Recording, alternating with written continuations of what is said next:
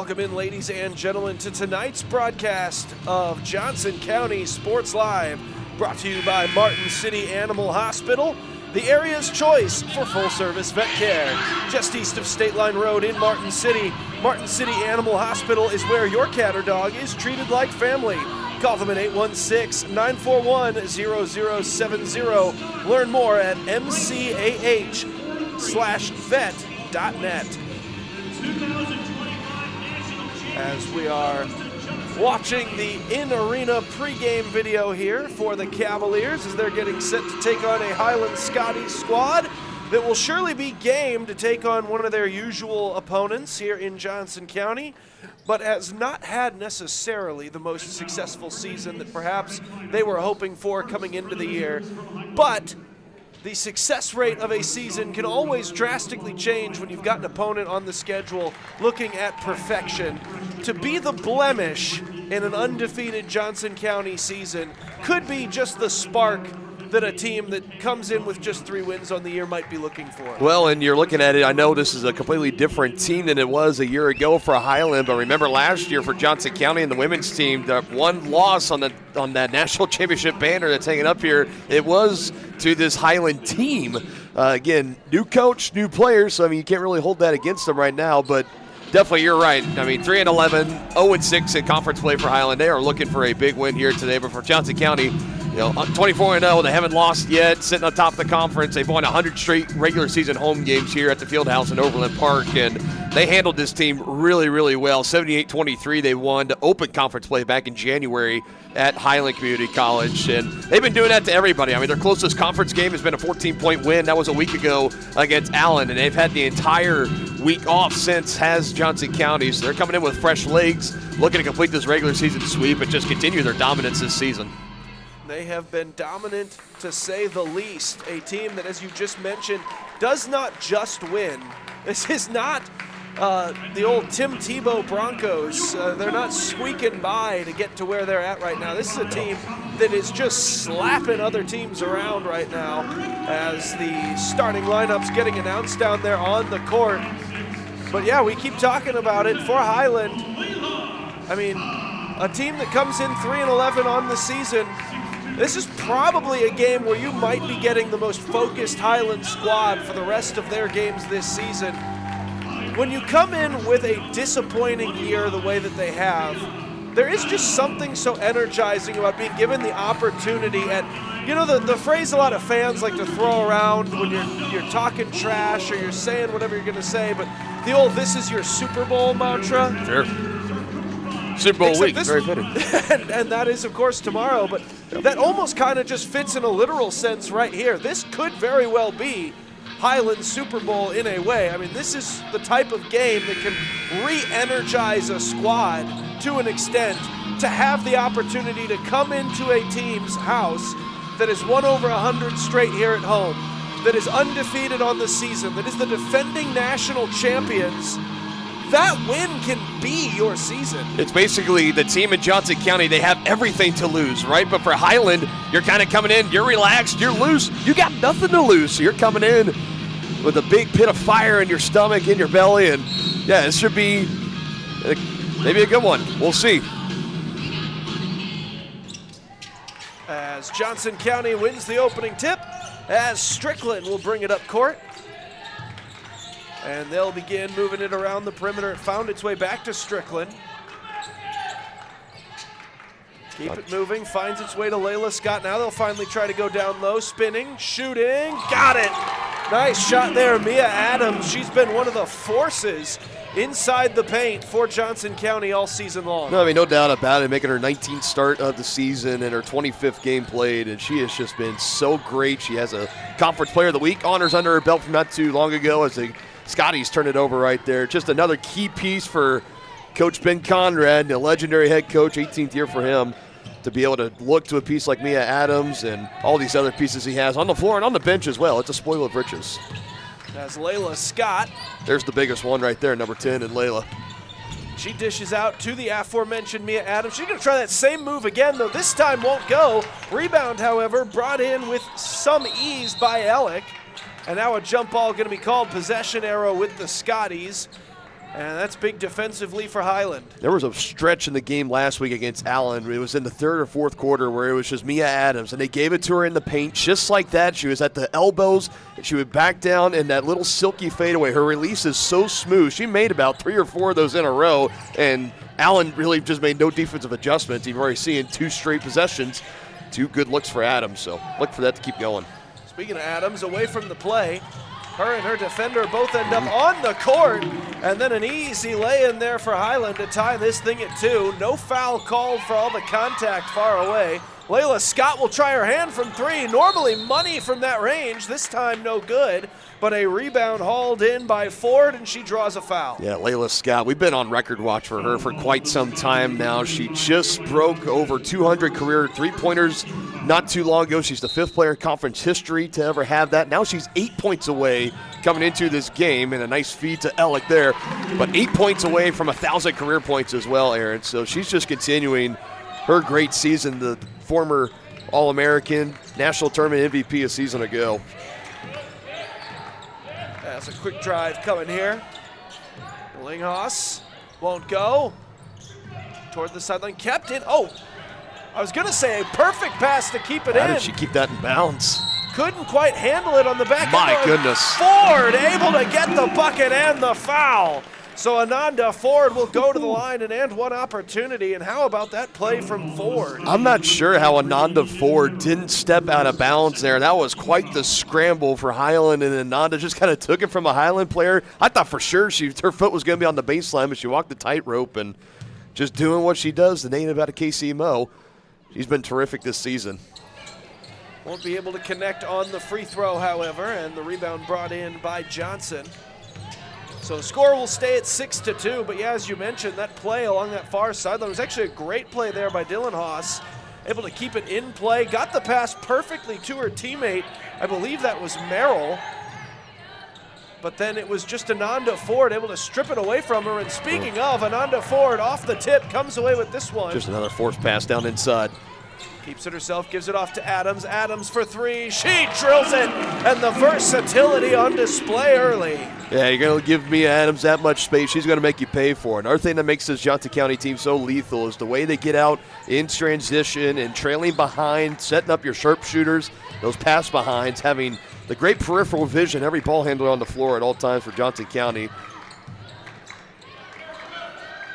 We'll get this one over to Dylan Haas.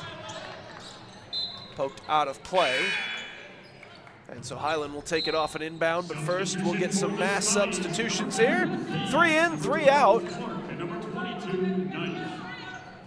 Obviously, Johnson County, they're going to have the advantage in this game as far as depth on the bench. You'll see Coach Conrad put anywhere between 10 to 12 players, if not more, in any given game. And for Highland, I mean, I think they're only coming in 8 players being suited up at least. There's a couple that are inactive, so that's going to be something to keep an eye on. Get this one outside, Dylan Haas to the rim. That might have been tipped. That was. And the rebound brought in by Layla Scott. She's got some space, so she takes it right to the rim and draws the foul. No fear for Layla, never afraid with a full head of steam. The train coming down the tracks, just go ahead, try to take it to the rack, and either you get the points, you get an and one, or a chance to earn them at the line. And she's been pretty good from the line this season, 87% shooter.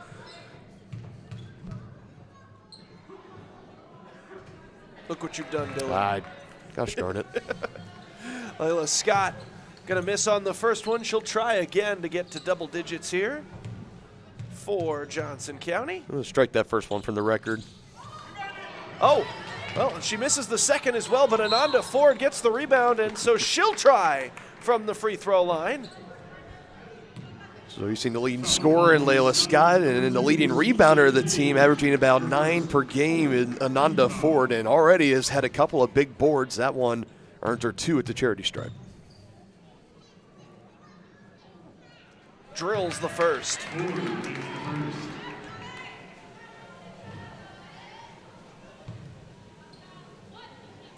In conference play as a team, shooting 72% from the line is Johnson County, 76 for Ananda, so right up there with that team average. She's 100% on that particular Beautiful. trip, 2 for 2. And now Highland bring it back up the other way. Outside it goes. Here's Page.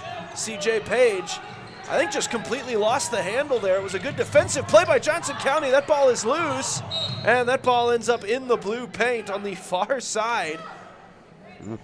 That thing was bouncing around like a pinball, and it's ultimately going to end up in Johnson County's possession. Yeah, a little helter-skelter there. He had multiple Cavaliers and Scotties both in the area, and rolls a little too far on the baseline, and Cavs with another chance here, making a double-digit lead. And they will. Kara Strickland right to the rim. Just lays it up and in. So if you're a Highland, I mean, this is the last thing you wanted, right? You lost by this team by massive points in the first matchup, and you just couldn't afford this start. Another turnover there. I mean, this is how Johnson County has been so dominant. When teams make mistakes, they make you pay for them, and they get on top by double digits, and very, very rarely do they ever give up those double-digit leads ever. They definitely haven't lost, obviously, coming in undefeated, but this is right where Johnson County wants to be and where Highland does not want to be right now. You can have all the motivation in the world coming into a game, but it's ultimately still just going to come down to execution. And Johnson County, apart from right there as we're speaking about it, is just one of the most premier teams in the country when it comes to executing. They just won't give you any freebies. As Strickland comes away with the rebound here, quickly up court and on to Ford. Far side, Layla Scott, she's open for three, so she shoots a three and she makes a three. So now 5 away from that 1,000 career point mark, and she likes to shoot it from the wing, particularly the left, and whenever she lets it go, I mean, we had a perfect look on that. As soon as it left her hand, it was lined up good, had the distance, rattles it home. Dillinghaus matches back the other way. Shooting 32% from beyond the arc. She says, anything you can do, Layla, I can do. Pure swish on the other end. And now Strickland back going the other way, so the offense is picked up here for each side. We'll see if they can keep that rolling as Mariah Tucker will bring it up court for the Scotties. I think that little stretch, that could be a preview of what to expect in our men's matchup, too. The top scoring offenses in the conference. That'll be a lot of fun. Kicks it outside. Tucker for three. Won't go. Rebound Mia Adams. Sorry, Mia Adams comes down with a rebound. Out to Scott. Why not? Layla Scott, 3 more. You could tell in the past few games where she's had the trying to meet the milestone of 200 career threes that she was putting some up early, weren't going down. You can kind of see the burden was building up until she finally broke the dam. Now she comes in fully relaxed in this game, 2 away from 1,000 career. She's at 998 right now. Can get it potentially on this possession. Here we go. Oh, and that pass a little bit out in front of Strickland, so won't be on this possession. Not quite yet.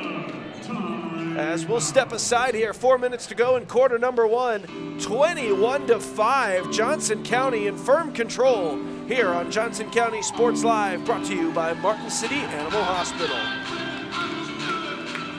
Hi, I'm Dr. Aaron Stows with Martin City Animal Hospital, located just minutes east of 135th and State Line Road. At Martin City Animal Hospital, we provide cutting-edge diagnostic services, including digital radiology, ultrasound, and in-house same-day blood work.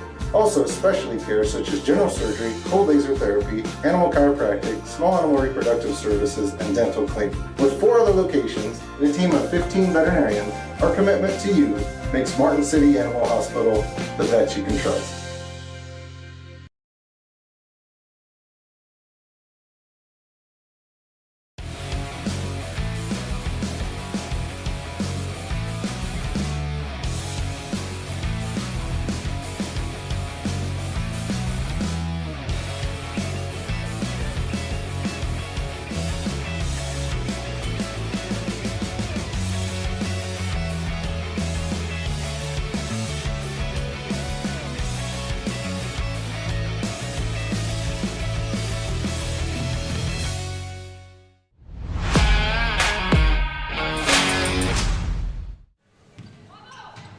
Back in here on Johnson County Sports Live out of the timeout. Highland with it. Yeah, we were talking just before we went to break about Layla Scott, now at career points 998, and how she had been in something of a rut recently, kind of trying to force the three-point ball, knowing how close she was to a couple of records. Came out here, started off 0 for 1, and since has, you know, just casually 2 for 2. made 2 straight from downtown, Yeah, leaving her at a pedestrian 66% from three-point today. That's usually how she goes, too. I mean, in a game where she might miss the first couple or whatever, but once she sees the first one go down and then the second one goes down, that could kind of blow the lid up, and she could just go on a stretch. I mean, the most threes she's made in a game, you got to go back to last year, but it was 9 that she's made. That's the most in a career here at Johnson County for her, at least, and probably could go as like a career record in the record books for the program as well. And now she's focused on, she just wants to get that next bucket, get that next milestone checked off her bucket list, although she's not out on the floor right now. Yeah, she'll have to just casually observe the teammates for now. As rebound brought in. Johnson County not giving it up, and now they'll go to the line. Great effort there by Micaiah Johnson, and she'll shoot 2. I'll tell you, for Micaiah Johnson, I mean, the freshman out of Broken Arrow, Oklahoma, she has been getting a lot of more minutes coming off the bench, and she missed the first 4 games of the season. She's played in every game since, but particularly in conference play, she's been getting more and more time. Is it partially due to also the big leads that Johnson County has? Sure, she's been getting valuable minutes that way, but she's getting more into the first and second quarters rather than just the kind of what you would call garbage time in the back half of the fourth quarters, and she's been performing well and proving it right there. Great hustle, always attacking on the boards, doing the nitty-gritty stuff, making those plays that might not necessarily show up on the stat sheet, but she's there getting her fingerprints all over the basketball. Sort of what has helped Johnson County stay so good for so many years is that they do not have any players taking red shirt seasons, so to speak. Yep. They will utilize you, they will get you experience so that when you come back as a sophomore, there's no nerves, there's no shaky legs about it. You know what college basketball is all about. You're ready to go and play for these Cavaliers. Number of sophomores out there on the squad here this season that played fairly significant minutes as freshmen last year. Yeah, and that was the big question coming into this season. It was like, congrats, you won the national championship, but you're bringing back really 2 key contributors, and Layla Scott, I mean, that's a big one, and Kara Strickland, who's at the line right now. Other than that, this team had to kind of be rebuilt. A lot of freshmen being brought in, some transfer sophomores coming in as well, and Coach Conrad, like I mentioned, he's one of the best in the area, in the NJCAA in general. I'm still surprised and very glad that he's here at Johnson County, but I got to imagine some of these other Division II, Division I's, NCAA, somebody's maybe have had to at least try to reach out to him and be like, hey, we see what you've done there. Could you try to do it here? But he loves it here. He's got this formula down to an exact science of how to succeed within the 2-year program. Now Highland will try to put something of a minor damper on proceedings here in this first quarter on Johnson County, but Johnson County's parade stays well and dry to this point as they come away with the rebound. Fakes the shot. Holzer sends it outside. Strickland for 3. Oh, she drills it. That almost looked like she had to kind of rush the process just a bit. The pass came in at her knees.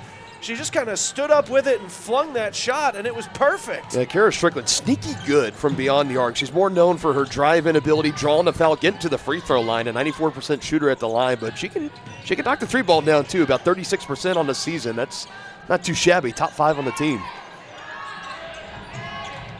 Shot clock down to single digits. They send it outside. Speaking of a 3 ball, that one well high and brought in by Strickland, so she shows off the rebounding ability as well. Now sends it the near side. This is Warren. Jade Warren over to Corey Holzer, looking for some space. She'll see if Kara Strickland can find it. Does. Dishes. Jennings. Buckets. Again, I mean, what can Kara Strickland do for you? We've seen her on the deep range. We've seen her on the drive and attack, and then just passing it off there, late wide open look for Jennings. This has been a terrific first quarter. 29-point first quarter and counting for Johnson County. Still just under 90 to go. This is incredible.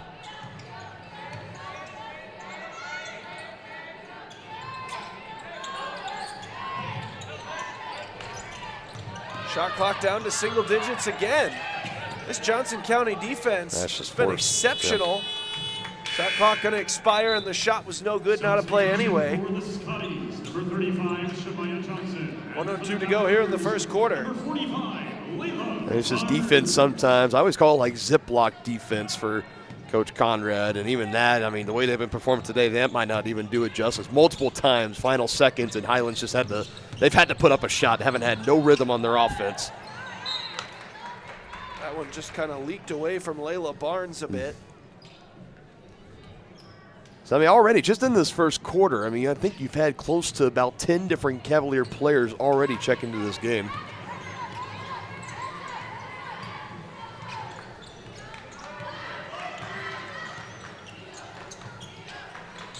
Highland back outside. Tucker, just no space to operate. Well defended. They'll put up another three. Off the rim, no good. Strickland the rebound, as you were saying. Waste no time getting up the floor either. Nope, Strickland puts up a shot. That one will not go, and this time the rebound is brought in by Highland. There's definitely been a significant rebounding advantage to this point for Johnson County. Puts up the shot, nicely executed there, Shemaiah Johnson. Yeah, I mean, that's their leading scorer right there, 5th in the conference at 2 for Shemaiah Johnson. You held her to 2 in the first quarter. That's a good recipe for a victory, as is a, 21-point lead. Just great stuff in this first quarter for Johnson County. We'll step aside and be back with second quarter action here on Johnson County Sports Live, brought to you by Martin City Animal Hospital. Hi, I'm Dr. Aaron Stows with Martin City Animal Hospital, located just minutes east of 135th and State Line Road. At Martin City Animal Hospital, we provide cutting-edge diagnostic services, including digital radiology, ultrasound, and in-house same-day blood work. Also, specialty care such as general surgery, cold laser therapy, animal chiropractic, small animal reproductive services, and dental cleaning. With 4 other locations and a team of 15 veterinarians, our commitment to you makes Martin City Animal Hospital the vet you can trust.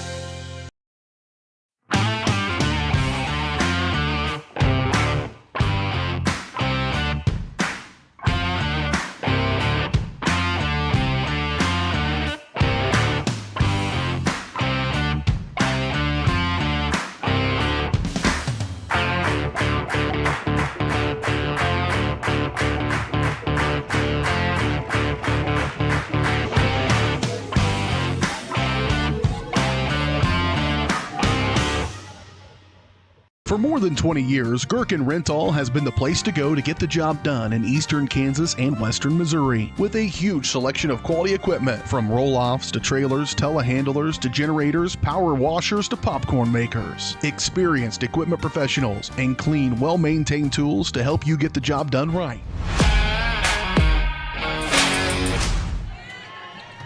Back in second quarter action here on Johnson County Sports Live. Cavaliers with it. Cavaliers with a 21-point lead as well. They go down low, Jade Warren. Well, no foul called, so they just say Warren ends up out of play. It'll be Highland ball. I guess they'll just say her and Dillinghouse just kind of got their feet tangled up, and Warren getting the brunt of that, falling on the floor and held on to that basketball, but just fell right onto the baseline. Tough luck. Wasn't a great deal of protest from Warren, so I'd say probably good eyes from the official there. You got a 21-point lead right now. I think that's about the least of your worries. Everything's been going your way. I think you can probably let that one go. This one brought up Court Strickland. Oh, they left her open, so she pulls up and takes the shot. Gotta always keep your eyes on Kara Strickland when she's got the ball. If you give her any separation, she can shoot from anywhere, and especially when she's at that range. That's just Shemaiah Johnson had her eyes going down to that low post, and Strickland, the veteran presence of her getting all that time last year as a freshman and returning for her sophomore year, she was like, I'll just stop here and I'll make this mid-range jumper. Thank you very much. Then I'll just get back and play elite top-level defense as well. And then pass it up the floor. I'll get the assist and all that. An incredible bit of stat padding there in the last 20 seconds out of Kara Strickland. You get the field goal, you get the assist. Didn't quite get the rebound, but yeah, it's just this Johnson County team, it's a well-oiled machine. There's really no other way to describe this unit this year. Another drive attempt there from Tucker, decides to kick it back outside. Almost lost the ball there. Now they'll shoot for three. That one airballed, and it'll be Cavaliers ball. They get it to Kara Strickland, trying to go up court, and that one's taken away. Nicely read by Brittany Jones. And she'll try to work it now into Johnson County territory. Puts up a shot, no good. Rebound, Johnson County. Warren cuts inside, steps back. Back out to Holzer. She's a threat. Goes. Oh, man. That ball threatened to go in, but unfortunately just didn't quite have the finish to it. Cavaliers, number 10, Scott, number 22. And so that'll be Highland ball. But yeah, you said it right before she took the shot there. Corey Holzer, a big-time three-point shooter. Yeah, 40% on the season, and she's very rare with that much space. I think the pass got to her just a touch late than she would have liked, and there was that slight hesitation, making sure getting the shoulders squared, lining up the feet, and all that good stuff, and just swirled out at the last second. That's tough luck, but she'll have her luck. She'll get more. We'll see what kind of luck Highland can have. Bringing it back now. Back to Tucker. Give it to Clark. Now to Jones. Pops up a shot off the back of the rim. Layla Scott comes down with the rebound. And watch out, history, anytime she's got the ball, but this time she'll pass it out to Mia Adams. Adams gets her own rebound. It came flying back out. Here she is right there. Don't want to pass out. And a foul called. So that's going to send Skyte Wilson to the line. Foul called on the Scotties, number 2, C.J. Page.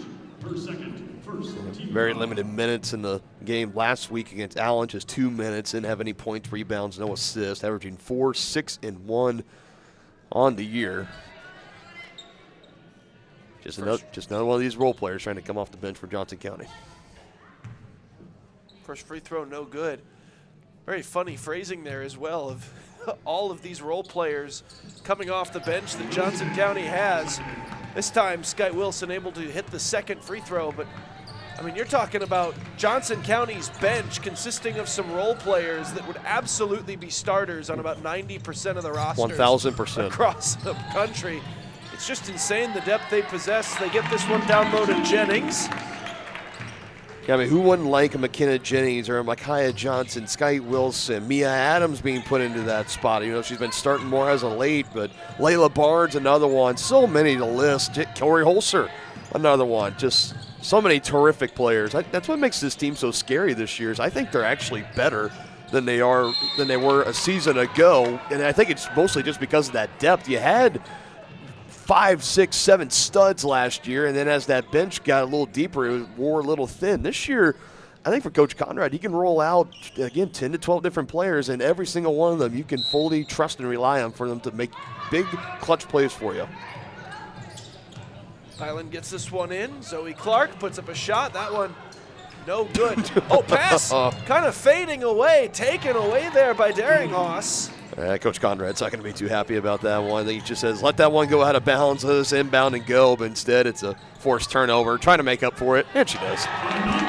Very casually, Ananda Ford just, well, the mistake cost him 2, so she gets 3 back, so she's +1 in that sequence there. You can tell she wanted that too, because she knows she made that mistake, and she's a better player than that. She knows it, everybody knows it, so she wanted to make up for it.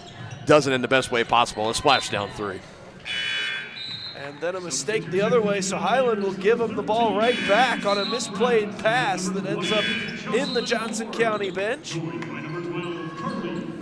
There's a part of a temptation of just the kind of the player's spirit of just wanting to get the ball, just to keep play and keep rhythm going. But yeah, ultimately I think from any coaching staff, you'd rather not give in to that instinct. Just go ahead and take the easy way. So they get this one to Mia Adams. As it looks like that'll be a foul against Shemaiah Johnson. Foul called on the Scotties, number 35, Shemaiah Johnson. Her second. As on the side of Highland, I mean, you're looking up, you're down 29 right now, 30, 31, potentially pending these next 2 free throws. And that's like we mentioned, this has been a tough year for Highland, having to completely rebuild from the season ago. No returning players. You got a new head coach, Tana Coleman, in her first year, and of these sophomores, you have 7 of them total, 5 of them being transfers coming in with at least some college playing experience, Shemaya Johnson being one of them. It still just hasn't quite translated yet over. It's still the first year, laying that foundation for Coach Coleman, obviously wanting to look to be better next season. Yeah, right now, just in the middle of a buzzsaw with this Johnson County team. We'll try to shoot a 3 here, not gonna go, and the rebound pulled in. That's Jocelyn Moore, gets it up to Scott. Scott looking for 3, and great Scott! Layla Scott hits 1,000. So there you go, 1,001, her third three-point bucket of the game. Layla Scott as good as ever. Just terrific stuff she's been able to do this year for Johnson County, and yet just another milestone to check off that list as we got about another couple weeks left before postseason play. As Johnson, a couple of shots there, got her own rebounds and finally able to put it through. She wants another one. Layla Scott, why not? She's been on fire here as of recently. That one, though, not going to go. I'm surprised she just didn't reach over and just take that away from her teammate. She was wanting that so bad, and you got the hot hand, you might as well. Highland looking to get a hot hand going. We'll see if it's Shemaya Johnson, and she's got back-to-back buckets on 2 straight possessions for the Scotties.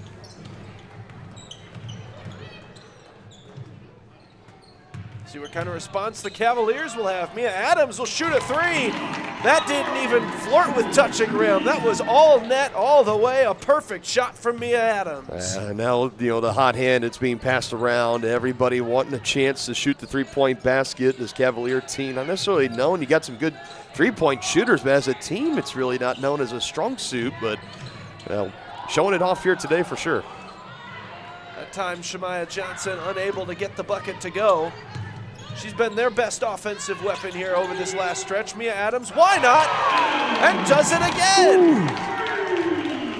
I mean, if this pace keeps up, we could be looking at the team record for most single-game threes made ever in program history. This is unreal stuff. So Layla Scott just managed to get to 1,000, and Mia Adams clearly taking that as a personal challenge. Oh, and Moore bumped off the ball there.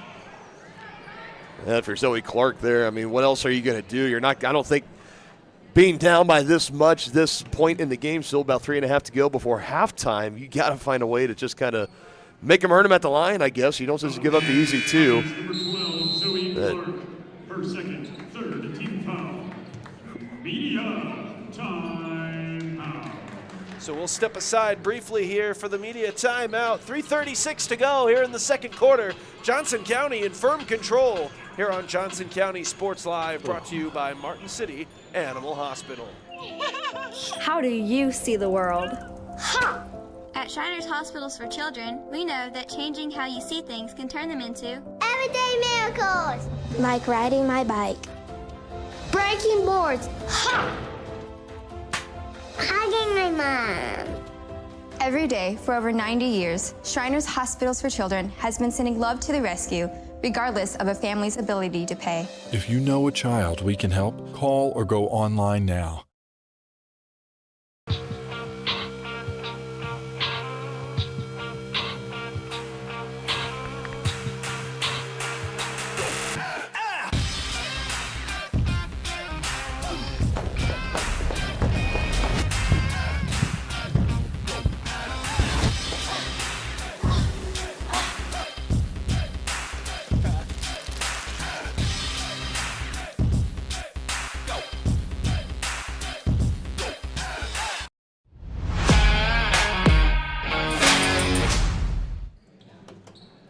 Back in out of the timeout, 49-14, as Jocelyn Moore just about set to take a pair of free throws.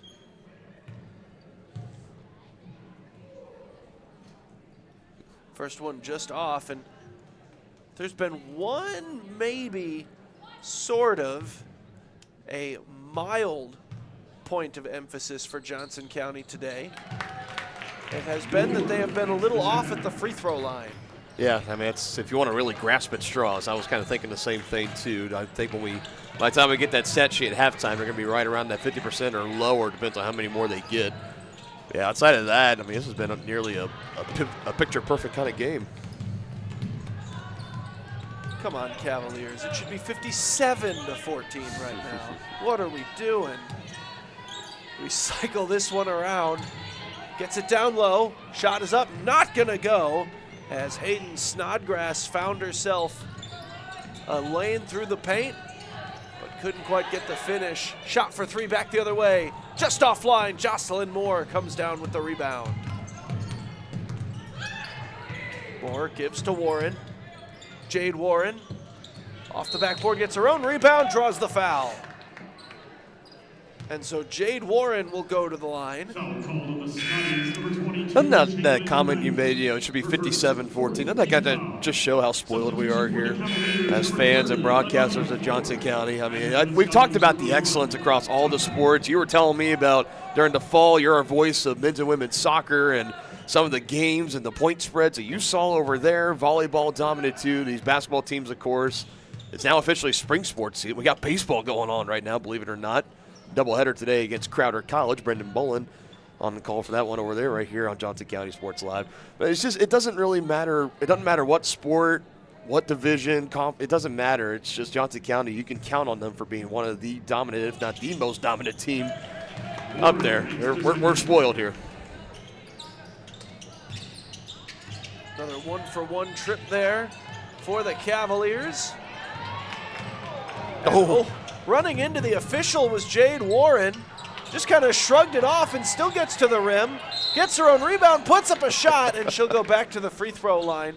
And I don't know, maybe this would just be the strategy you take going forward if you're Highland. Just try to utilize the official, trying to set a big ball screen near the mid-court. Well, if you can use that, then yeah, that too. But I meant if Johnson County's lone struggle of the day has been free throw shooting. I see. I don't know, maybe just. So you were actually thinking strategic. I was just kind of thinking more on the quirky play that we just saw out there of Mia Adams nearly running over Jade Warren rather, nearly running over our official. I think that's like when you're in elementary school in gym class. Once one team's lead gets too big and the gym teacher just gets involved.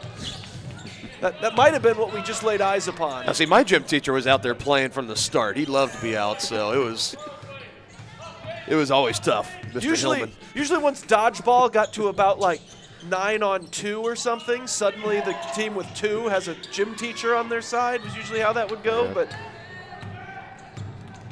usually to much protest from me because everyone else thought that was funny and I was a little too competitive. Well, I could check off, dodgeball gym class combo off my bingo card here today. It's always a mystery, and that's part of the joys of sports broadcasting is that with games kind of like this, they start to get a little out of hand. You tend to go off script a little bit, and you never know where you're going to go. And I'm glad we ended up on gym class dodgeball. That's great. So between Brennan, who's actually calling baseball today, and this 51-14 game, we'll now take any odds lines you guys want to set. If you want to leave a comment on the YouTube broadcast of this one for who's going to end up with more baseball broadcast random tidbits that break down through the midst of their games today.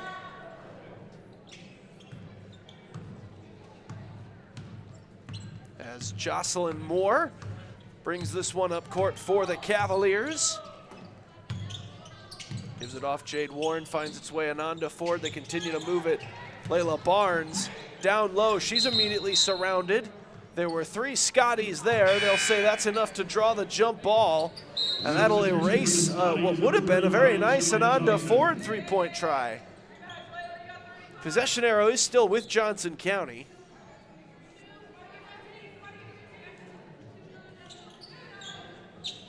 So they send Moore over. She'll inbound. Gets it into Barnes. Oh, they'll say that was Barnes, just lost it clean. She was the last to touch it. It'll be Highland ball.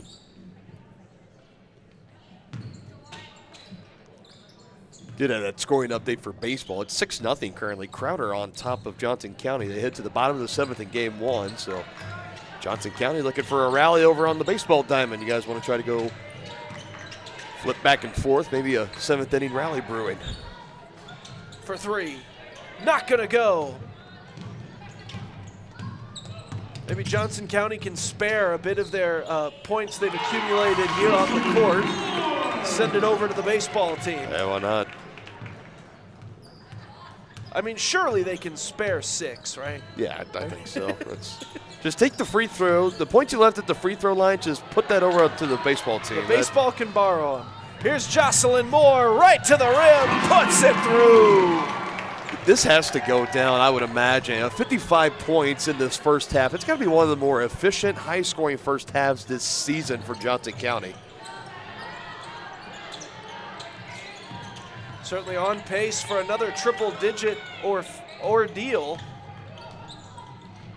And Highland, another miss. Oh, no, I thought a miscue on the pass. It was actually tipped by the Cavaliers and out of play. So Highland will keep it.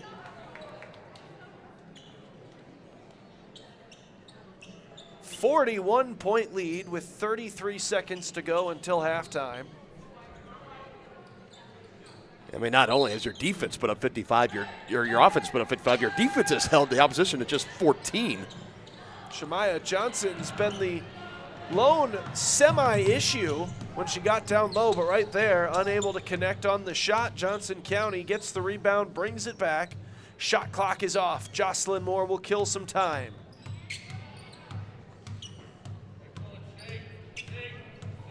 They put up 41 in the first half, last matchup against Highland, so definitely above that mark and then some for Johnson County.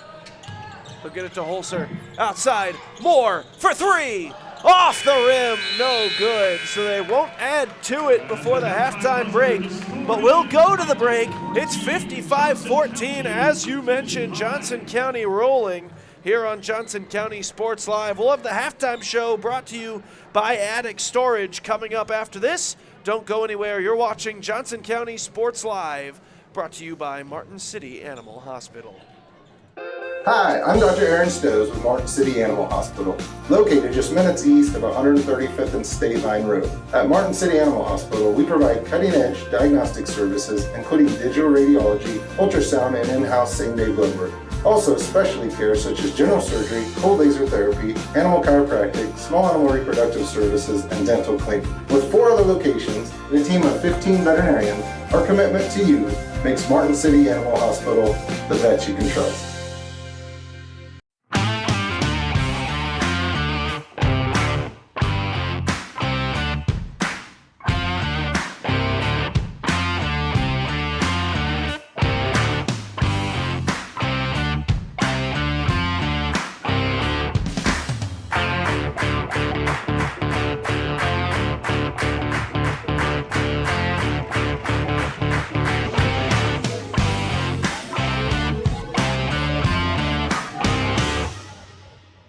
For more than 20 years, Gherkin Rental has been the place to go to get the job done in eastern Kansas and western Missouri. With a huge selection of quality equipment, from roll-offs to trailers, telehandlers to generators, power washers to popcorn makers. Experienced equipment professionals and clean, well-maintained tools to help you get the job done right the first time. Gherkin Rental. Stop by any of their 13 locations across the KC Metro or call 855-GHERKINS. That's 855-437-5367.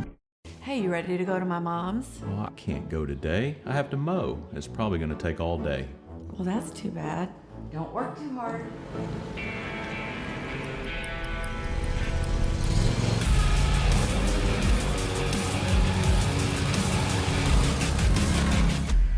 Dixie Chopper. Speed when you need it. See the full lineup at hersinc.net. Call 913-247-3530 or just stop on by.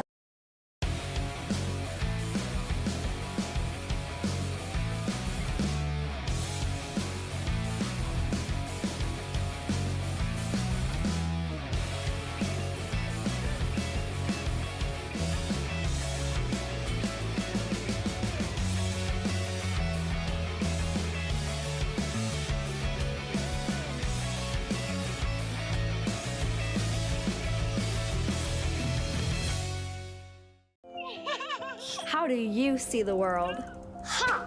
At Shriners Hospitals for Children, we know that changing how you see things can turn them into everyday miracles. Like riding my bike. Breaking boards. Hugging my mom. Every day for over 90 years, Shriners Hospitals for Children has been sending love to the rescue, regardless of a family's ability to pay. If you know a child we can help, call or go online now.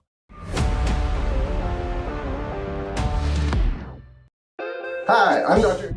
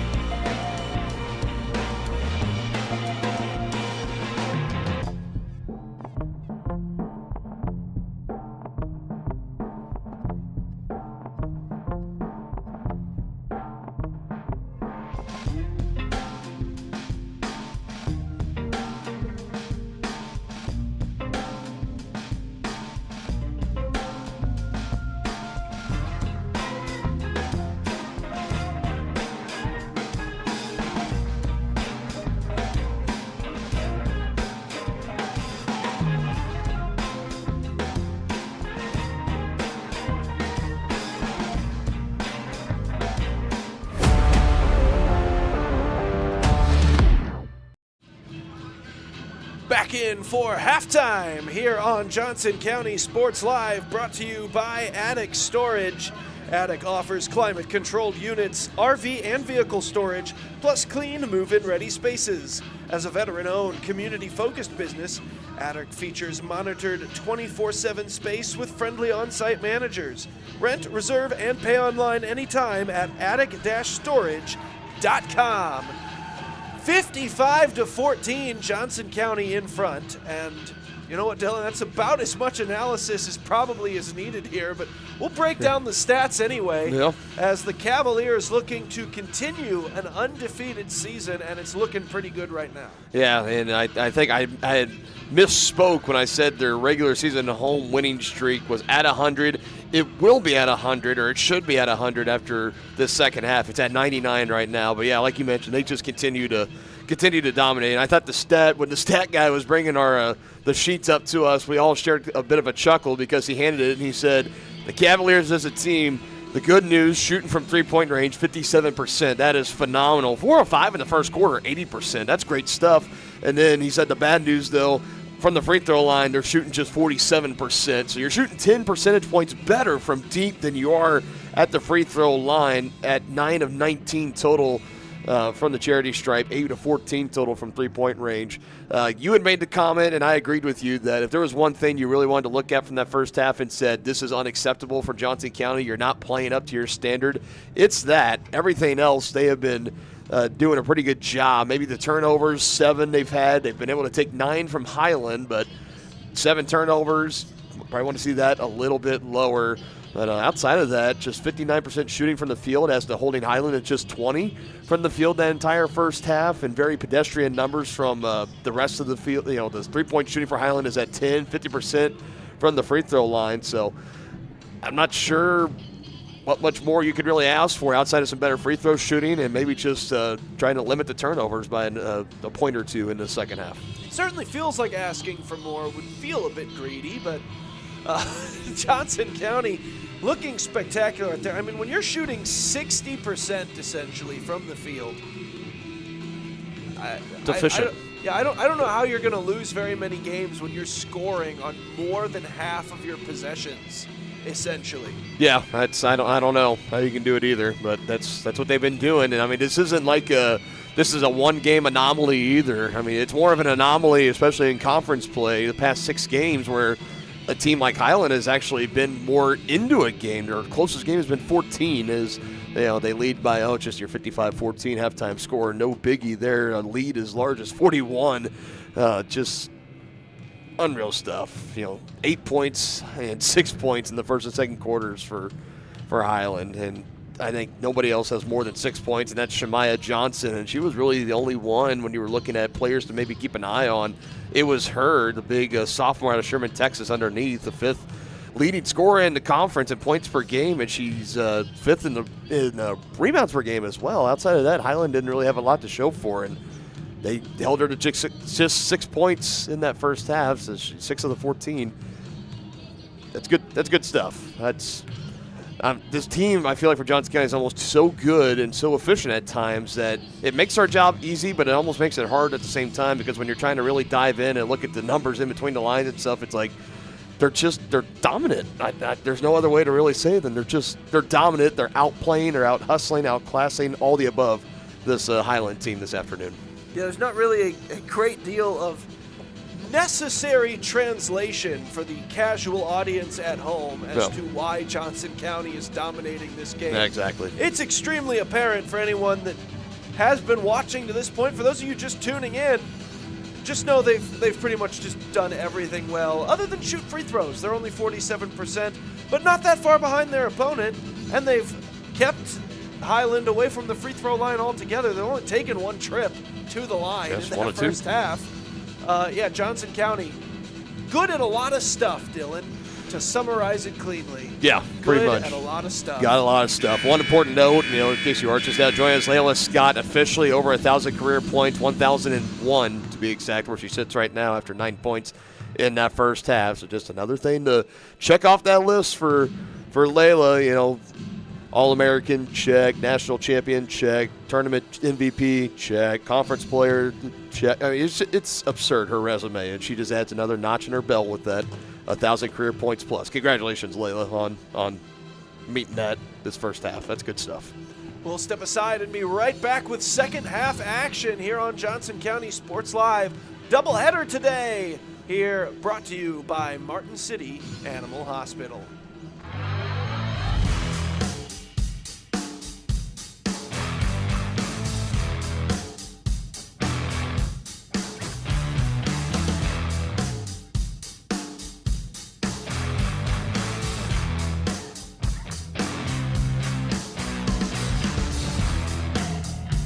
See the full lineup at hersinc.net. Call 913-247-3530 or just stop on by. For more than 20 years, Gherkin Rental has been the place to go to get the job done in eastern Kansas and western Missouri. With a huge selection of quality equipment, from roll-offs to trailers, telehandlers to generators, power washers to popcorn makers. Experienced equipment professionals and clean, well-maintained tools to help you get the job done right the first time. Gherkin Rental. Stop by any of their 13 locations across the KC Metro or call 855-GHERKINS. That's 855-437-5367. How do you see the world? At Shriners Hospitals for Children, we know that changing how you see things can turn them into Everyday miracles. Like riding my bike. Breaking boards. Hugging my mom.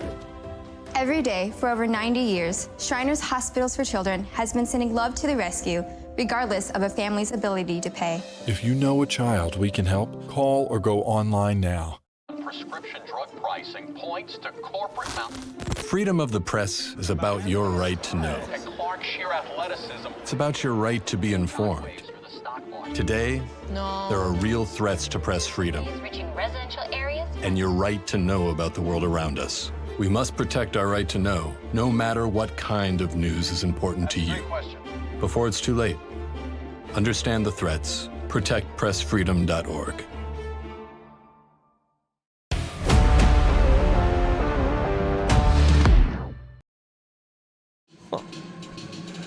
Back in live here on Johnson County Sports Live as we're just about set for the start of the third quarter. 55-14, Cavaliers rolling. That's a bit of an understatement. Rolling. I mean, there's really no other way to say it, but yeah. Nothing but hot takes here on Johnson County Sports Live. Look out, Stephen A. We're coming. That's what brings in the views, baby. Hey, to sum it up, that's the most points scored in a conference first half for Johnson County this season. At 55, the second was 52 they put up in a home win back on January 21st against Labette. So, but how will this affect LeBron's legacy? As Brittany Jones will try to spin this one inside, gives it off. Johnson, poked away by Ford. Almost got the ball away from her. Dishes it back outside. Gonna shoot another three. Just haven't been a lot of options opening up for Highland to this point. Johnson County has basically left them with no choice but to heave up some of those three-pointers, and they're now shooting single-digit percentage from out there. Yeah, under 10 for three from the field. They're now under 20 in the game. It's been, as great as his offense has been, how efficient it's been for Johnson County, you got to give some love on the other end to the defense as well, because they've been just as good, if not even a little better. Yeah, Adams, too, with a rare missed opportunity. She got right to the rim and just put a little bit too much speed behind it. This is Tucker. Dangerous pass back out to Jones. Jones puts up a shot. She's fouled. Foul called on the Cavaliers, number 25, Mia Adams. It's hard to believe that's only going to be the second trip to the line in this game for Highland. They're 1 for 2. And looking at the personal fouls, only 2. That's only the third in the game, but 2 in that first half for Johnson County to 11 for Highland. Jones makes the first. And usually it's the good indication of a good championship caliber quality team versus a team that is maybe not quite to that standard and struggling on the year, looking at those foul totals. Quickly up to Ford. Has to just kind of heave that up with a little hook shot. It won't go, and Brittany Jones comes away with the rebound. Gets to the rim. Wouldn't go. Nice rebound there, Carly. Ellick got back in the nick of time. Kara Strickland keeps it in. Fast-paced here from the Cavaliers, and Mia Adams is going to be 0 for 2 shooting to begin the second half. She was the leading scorer in half number 1, Dylan. That shot is blocked by Ellick. Scott to Ford. Speaking of the Super Bowl being tomorrow, that looked like a prime Brady pass right there. Just got Ford right past the outstretched hand of the defender. Would have been a beautiful touchdown pass, but unfortunately she still had to turn and try to get that thing into the basket somehow.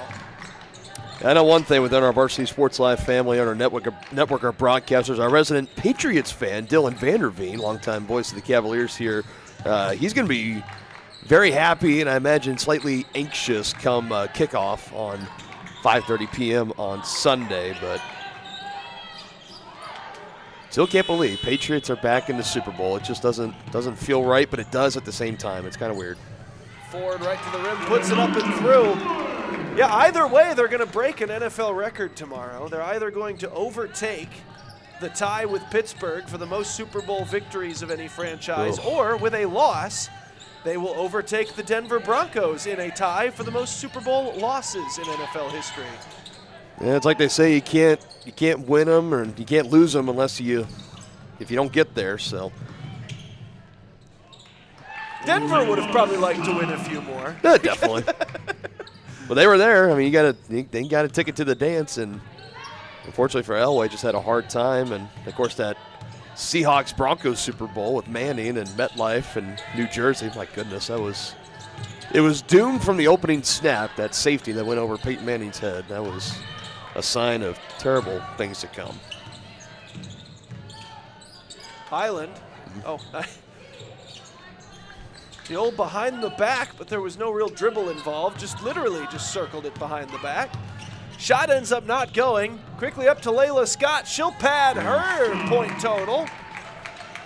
I mean, you're just looking at the body language right now for Highland. You can tell they are tired. We mentioned only 8 players suited up for today. And Johnson County, it's been basically like a track meet for them all day long. The fast break points in that first half was 13-0, and going to add on to the last time and looking to do it again here for Mia Adams. This time finds just the right level of touch to put that up and through. They're just tired. Highlands, they're tired of running up and down the floor, chasing after these Cavalier ball givers and takers, and this one's just got to figure out the final score. But body language alone, this one's over. Brittany Drones was at least able to get another bucket on the board for Highland, but then right back the other way, Kara Strickland. I mean, you talked about it. That looked like that was on air. Yeah, I mean, it's wide open space in the lane, and that's one of the cardinal sins in basketball. Somebody has to meet somebody that comes across the timeline, whoever's got the ball, and that just did not happen there. Trying to find any open space here. That's going to be trouble, and it's back over the half-court line. Brittany Jones saw that go just over her head, and an unforced turnover for Highland. Just been kind of one of those type of days. As it's a full line change for Johnson County. 5 different players coming in. I was kind of curious at what point for Coach Conrad do you kind of start to look at like your Layla Scotts and Kara Strickland, Mia Adams, and start to say, all right, we've seen enough of you today. Let's get some others in here and start to move it around. I don't know if their day's entirely done, but you got to imagine it's getting close with this deficit now getting close to 50 or so. Well, and Jade Warren just took that foul. Bit of a hard foul as she went to the floor with some speed. She'll go to the free throw line now. She appears to be okay. It's not the first hard fall she's taken today. She had one where she fell on the baseline. That one definitely harder, and it always hurts when you fall and you can hit your elbow, your knees, or your hips just perfectly on the deck. I mean, it hurts, and everything kind of stiffens up. You lose feeling, particularly in your elbow, and that's her shooting arm too. So trying to shake it off, regain that feeling. Didn't hamper her on the first attempt. Let's see if it does the second. It does not. What elbow pain, she says. Quit being silly. A little icy hot on it later. It'll be good. This will be brought back the other way. Taken away. Nicely done defensively by Johnson County. In stride. Holzer finds Warren, who we're going to be gracious and say finds Jennings, who then puts it through. It was just an assist with an extra step in the middle. That's all it was. A little courtesy from the basketball rim. As this will be Jones trying to work her way through. Gives it off to Clark. Yeah, and look at this defensive effort for Johnson County. This is playing like a team where it's a 5-point game in the fourth quarter right now. They're up 50 as we're just a little over halfway through this third quarter, and they are still relentless effort, all gas, no brakes. That's what Coach Conrad stresses, and that's why this team, partially why they are just so successful. We'll take a quick break for a media timeout here. Hefty Johnson County lead, brought to you by Martin City Animal Hospital. prescription drug pricing, points to corporate Freedom of the press is about your right to know. and Clark sheer athleticism. It's about your right to be informed. Today, there are real threats to press freedom Reaching residential areas? and your right to know about the world around us. We must protect our right to know, no matter what kind of news is important to you. Before it's too late, understand the threats. ProtectPressFreedom.org.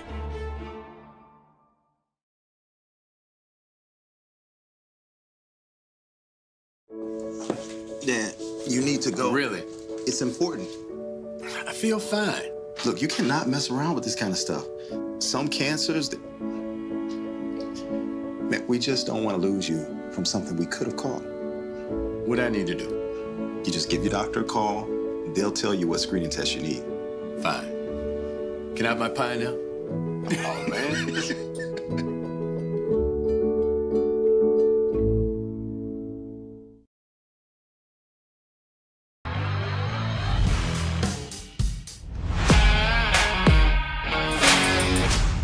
Love them both, by the way.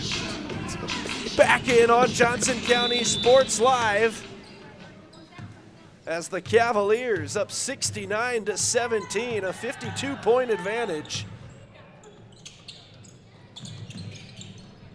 Oh, that one tipped up into the air. Brittany Jones, a nice defensive play. One of the real rare miscues of this game for Johnson County.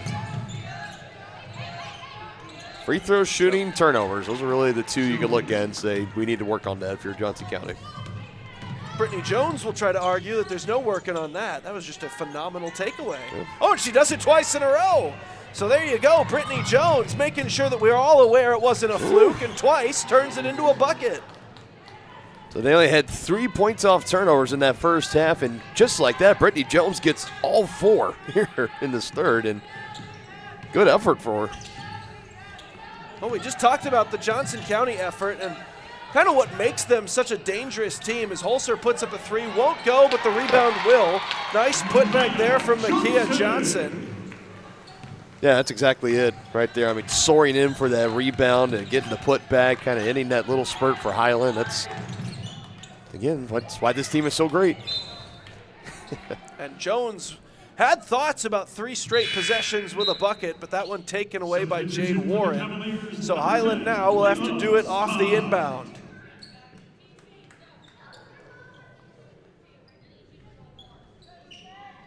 Brittany Jones will be on trigger. Not a great deal opening up here. She's got to send it in. Does so. Just in the nick of time, got it to CJ Page, and now they'll cycle it around. Finds its way back to Jones. Now Clark. Lost it. Taken away by Johnson. Here's Skite Wilson now. Far side, Layla Scott open, shoots a 3. Off the rim, Skite Wilson the rebound. Wilson spins. Back to Layla Scott. Still looking for her first points in the second half, I believe. Down low, Wilson. Taken to the ground. That'll be a blocking call against Highland. And based on street ball etiquette, fouling team must go chase ball. Well, the old street ball days. So. As long as there was some net on the hoop, I was good to play. I hated the no net. Like, I had to have something there. It just didn't feel right. Some of the shooters out there for Johnson County tonight would have started a number of arguments on a netless hoop here today. Some of those ones that just swish right through and there's no net to prove it. Yeah, it's like, yeah, I made that. No, that's an air ball. No, what are you talking about? It was right there. I think we're winning the bet, by the way, against Brennan right now. I can't prove it for most baseball broadcast isms on tonight's broadcast. Yeah, probably. I did get the update. That first game ended 6-0. Crowder, a big win against Johnson County. 12 strikeouts for the Cavs in their first game, so they'll be looking to bounce back for a more prolific effort on the offensive end, get the bats going. Still within the first, just handful of games this season for the Cavs, so give them time. They'll get in shape. Makia Johnson continues to play some spectacular defense here in this second half.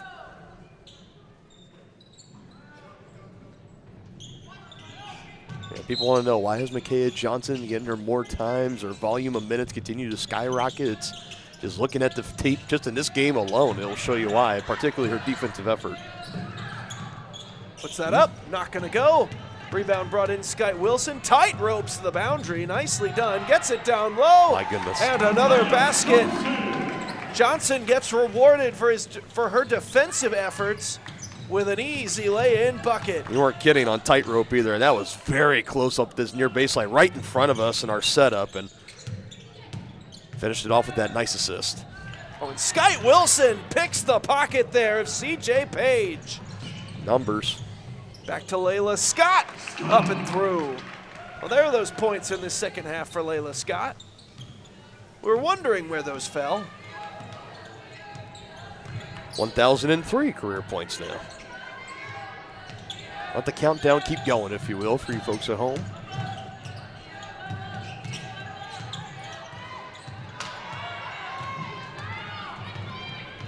Now it's time to just pick like the most arbitrary number you can possibly think of and just put her on a career watch for it. Layla Scott just 74 points away from 1,077. That number was pulled from a hat. It's like that graphic, and you see the meme of you'll be watching something on Fox, and then in the corner you'll just be like, Shohei Ohtani up in X amount of at-bats. Like, it'd just be something like that. She's now 77 away from blah, blah, blah, whatever it is. From 1,100 career points. Now it's just getting out in transition. I mean, this is, again, this Highland team, they're done. Layla Barnes adds to her career total. Put a fork in it, Aaron. I think I'm calling it. This one's, I'm pretty confident in saying it's going to be a 25-0 Johnson County team, #1 team in the country when this game is all said and done. We got a timeout on the court. We'll step aside. We'll do some research and let you know how far away Layla Barnes is from 1,000 career points. And we'll start a new countdown. 79-21 here with 43 to go in the third quarter. Brought to you by Martin City Animal Hospital.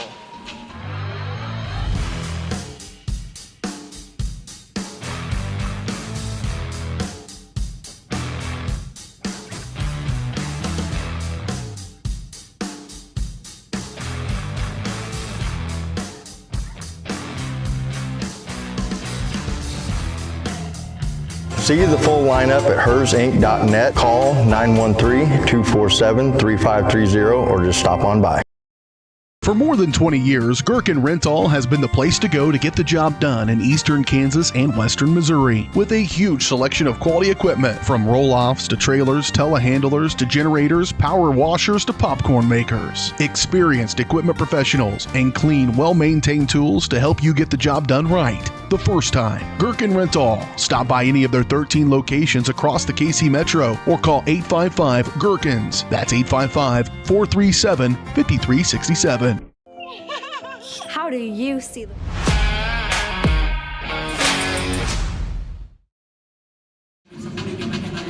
43 seconds to the end of the quarter. As the Cavaliers, they're going to hope to protect this slim 58-point lead in these last 43 seconds, because you want to go to the fourth quarter with a lead here, Dylan. Yeah, that's very important. Yeah, if you go to the fourth quarter and you blow a lead of this proportions, Coach Conrad might just cut this game off and be like, we're going into a practice session and we're gonna run some sprints, some gassers, if you will. Well, a three-pointer made there right out of the gates by Merrill. So the lead gets a little slimmer. Layla Scott, nice shot, won't go. And Brittany Jones the rebound. See, if you're Highland, might as well just start tucking up threes. Got nothing to lose at this point. That one won't go. And Jocelyn Moore works her way through the Highland defense, just cut right through. And a basket right before the end of the quarter. That'll do it. 81-24 as we'll go to the fourth quarter. Johnson County looking to get to triple digits once again, as they'll go 25-0 if they can hold on for 10 more minutes on Johnson County Sports Live. Hi, I'm Dr. Aaron Stowe with Martin City Animal Hospital, located just minutes east of 135th and State Line Road. At Martin City Animal Hospital, we provide cutting-edge diagnostic services, including digital radiology, ultrasound, and in-house same-day blood work. Also, specialty care such as general surgery, cold laser therapy, animal chiropractic, small animal reproductive services, and dental cleaning. With 4 other locations and a team of 15 veterinarians, our commitment to you makes Martin City Animal Hospital the vet you can trust.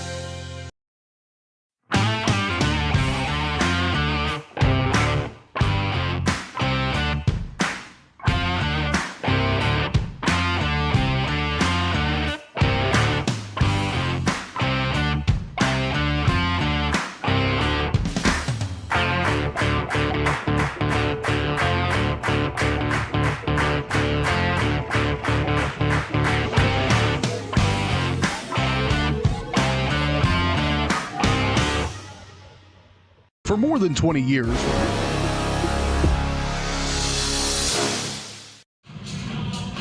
Back in live, start of the 4th quarter here from Johnson County in good old Overland Park, Kansas. I did do some research for you, Aaron, during the timeout. You were talking about you're wanting a new countdown for Layla Scott. She's the 6th player all time here at Johnson County women's basketball program history to have 1,000+ career points.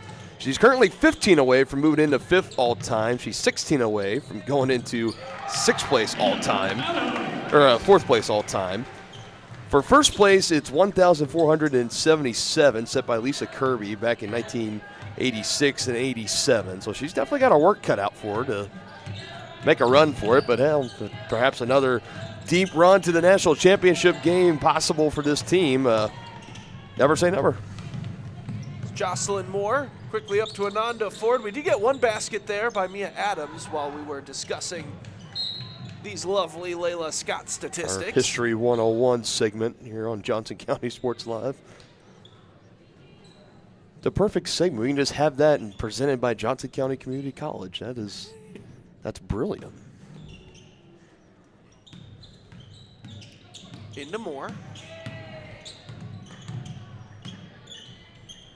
Outside Holzer, that looks online. That is online. Remember in that first half, she was robbed of the one. It was halfway down. It swirled down at the last second. That one rattled a little bit, but definitely going down. Very fitting for Corey Holzer. She needed to see one go.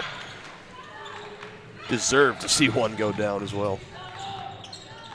And I know you'd never think about it this far out in a basketball game, but you're technically, theoretically, in a spot where you could actually run the clock out and clinch this game without scoring another point for Johnson County. You are, yeah. Just as far as killing 30 seconds every time you touched it, there would literally not be enough time for Highland to score enough baskets. So now you can officially call it over if you'd like, Dylan. Yeah, I know you didn't want to touch on that earlier. Well, I don't want to be the one announcer in sports history. I know the odds are slim, but it was like, your team leads by 60 or whatever it is going into the final quarter. And if the basketball gods decide to say, you know what, let's get a little squirrely in this game and have the comeback of all time happen, I don't want to be the broadcaster on the hook as to say, yeah, I counted that team out in the 3rd quarter when they were down 62 or whatever. I just want to let you know, Dylan, that yes. as your broadcast partner, yes, and as someone who's called many games with you, it's always a pleasure. Considers you a very good friend here in the broadcast booth. If the fine people out there saw that happen and decided to come for you, I would absolutely join in with them, and I too would be attacking you online. I think that would just be too funny to pass I would want up. nothing less, partner. Nothing less.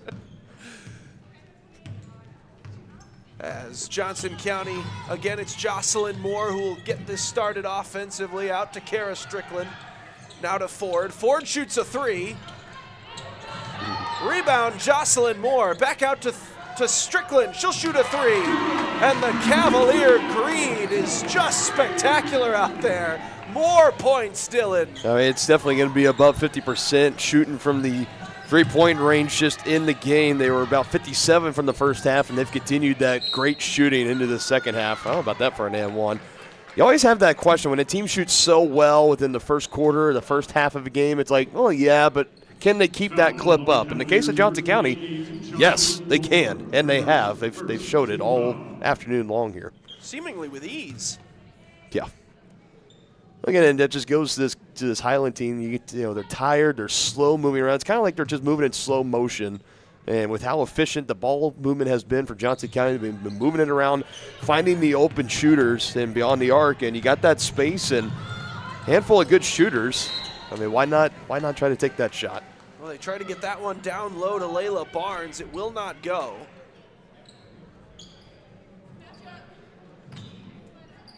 And so one of the rare miscues there for Johnson County will give Highland the ball.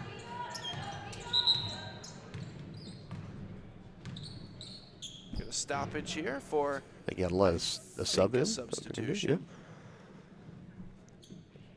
Not really being.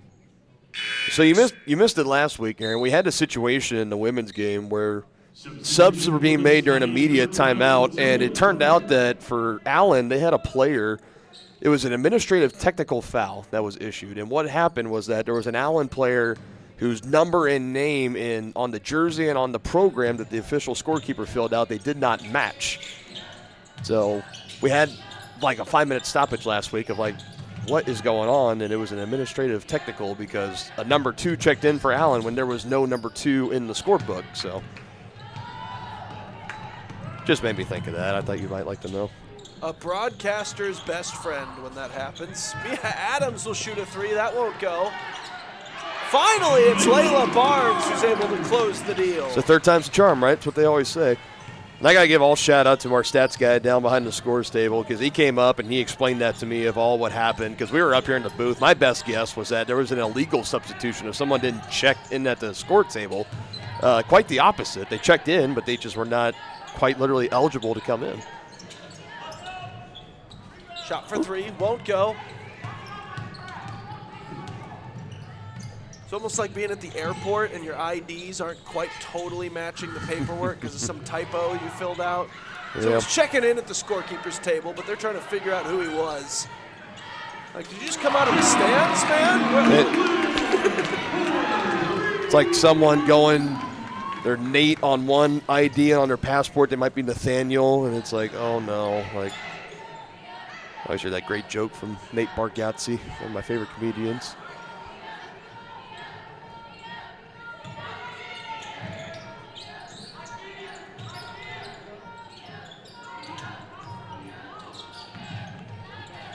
Back outside, Clark trying to spin in. Contested shot, and contested enough by Layla Barnes to force it to come up short. Here's Mia Adams trying to go down low for Barnes, and Barnes ends up out of play. Substitution for the Scotties, number 35, Shemaya Johnson, and for the Cavaliers, number 10. It feels really baffling because if you watch sports for any period of time, will tell you when there's this much time left in the game and you're up this much as Johnson County is, if you got any of your starters out on the floor, it's particularly like, what are you doing? That is absolutely absurd. And again, Coach Conrad, he's got his philosophy and it works. I mean, it should not be questioned, but it's almost crazy still seeing Layla Scott out there on the floor at this point in this ballgame. Kara Strickland too. I mean, everything in this game is all done. We just got to figure out what the final score is going to be. Strickland will try to add 3 more to it. Instead, rebound brought in. Johnson County. Layla Scott wide open for 3. Off the front of the rim. Layla Barnes the rebound. Just do it again. Just take a third. We'll see if they even let Highland touch this ball again. They're just going to keep resetting the shot clock. And then Layla Barnes finally puts it through. And that gives a nice round of applause from Coach Conrad, and rightfully so. I mean, not 1, not 2, 3 chances on that possession, multiple offensive rebounds, and good ball movement there at the end with the feed from Kara Strickland underneath. That was a beauty of a possession. And 2 away from the century mark, too. Shot. Oh, got that one.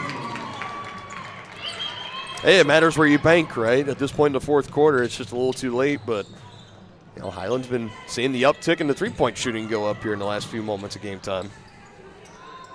We'll see if Jocelyn Moore can match it. She won't, but Layla Scott there for the rebound. Can't get it to go. Wow, gets it again. That's Scott. Outside for 3. Won't go. Layla Barnes puts it through. There's your 100 for the ball game.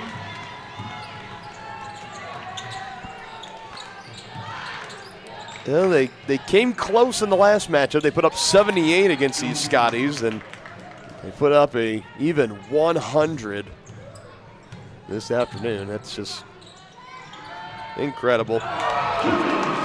Let's just keep it going. And Strickland adds 3 more just for the fun of it. Just because she can. As Dillinghaus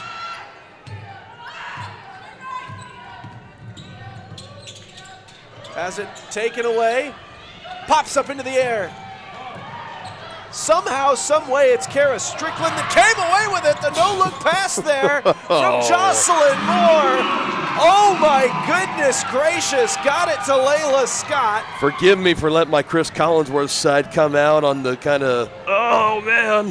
But you won't. I won't. That was such a beautiful play, and that's what you kind of see out of Patrick Mahomes. It's just incredible. That one comes up short. It's Jocelyn Moore, the rebound. I knew you'd appreciate that. Moore gonna give it to Strickland.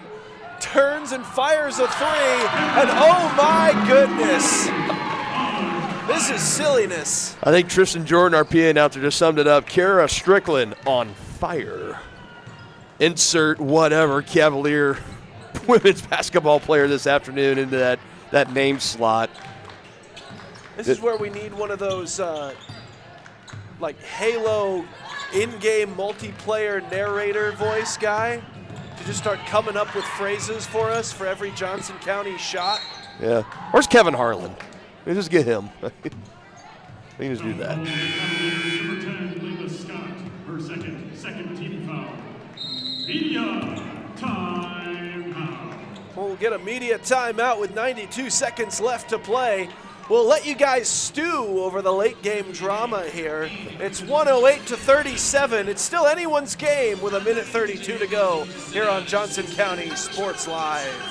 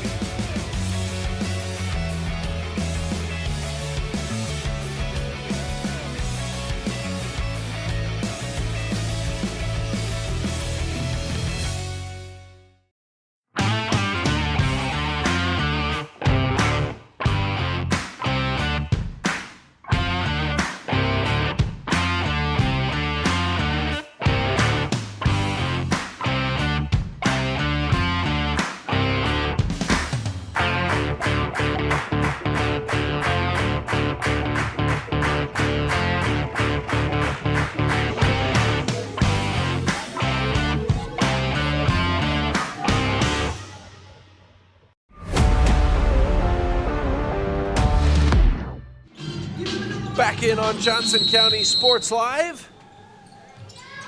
Cavaliers up 108-37. That one sent in and then right back out.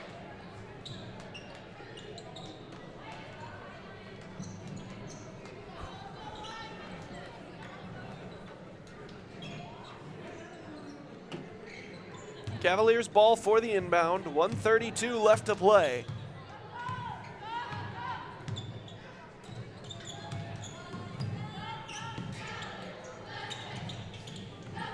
Outside Wilson, now down low, Layla Barnes. Not gonna go, out of bounds, last off Johnson County.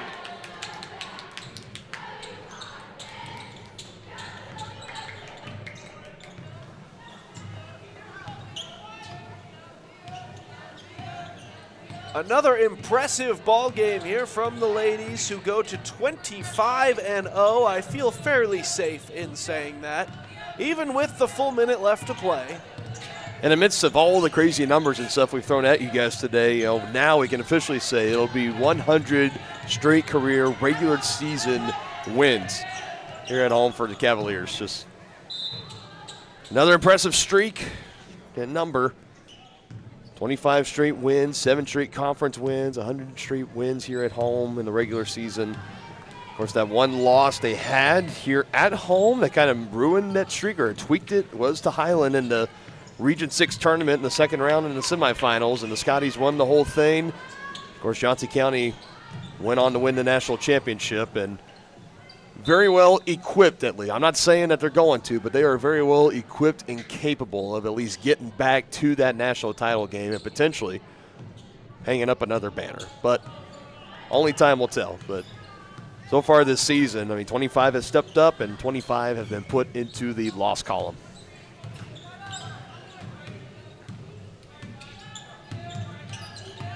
Almost lost the handle on that one. Gets it over to Eden Merrill. Outside, Page, down low, Johnson will add 2 for the Highland Scotties, as Skyte Wilson will watch the last few seconds tick away as the Cavaliers are now officially 25-0 on the season. A brilliant big-time win from the Cavalier girls as they continue a string of sheer dominance here in this season, looking for back-to-back national championships. Don't go anywhere, though. It's a doubleheader broadcast here tonight on Johnson County Sports Live. We got a second ball game coming at you after this. Brought to you by Martin City Animal Hospital.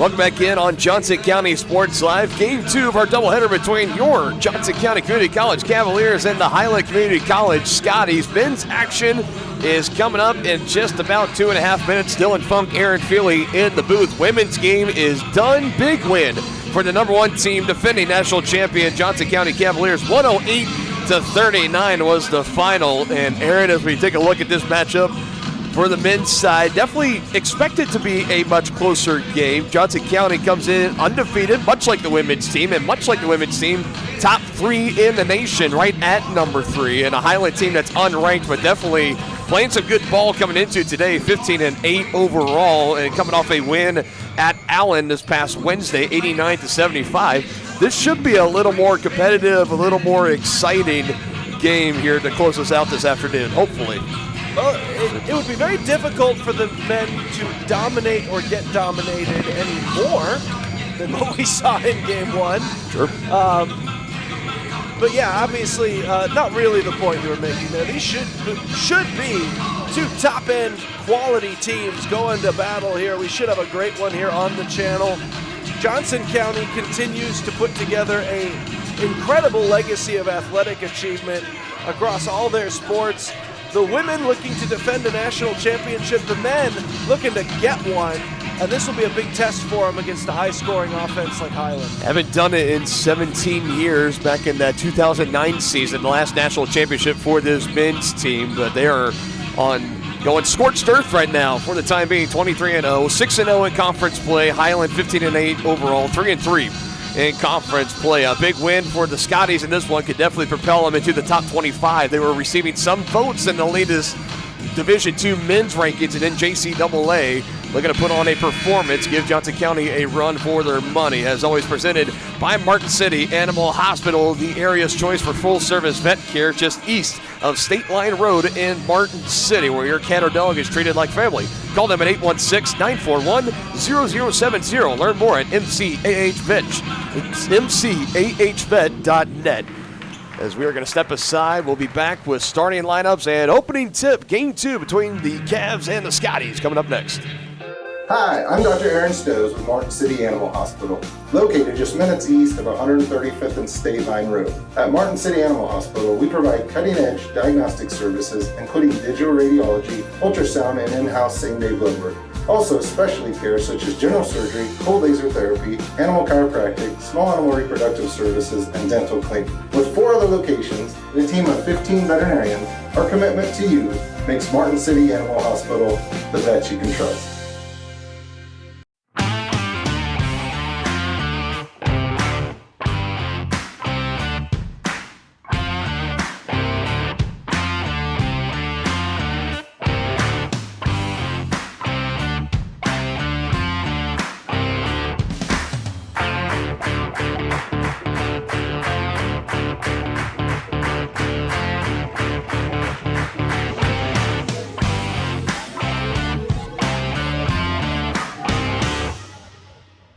For more than 20 years, Gherkin Rental has been the place to go to get the job done in eastern Kansas and western Missouri. With a huge selection of quality equipment, from roll-offs to trailers, telehandlers to generators, power washers to popcorn makers. Experienced equipment professionals and clean, well-maintained tools to help you get the job done right the first time. Gherkin Rental. Stop by any of their 13 locations across the KC Metro or call 855-GHERKINS. That's 855-437-5367. Hey, you ready to go to my mom's? Well, I can't go today. I have to mow. It's probably going to take all day. Well, that's too bad. Don't work too hard.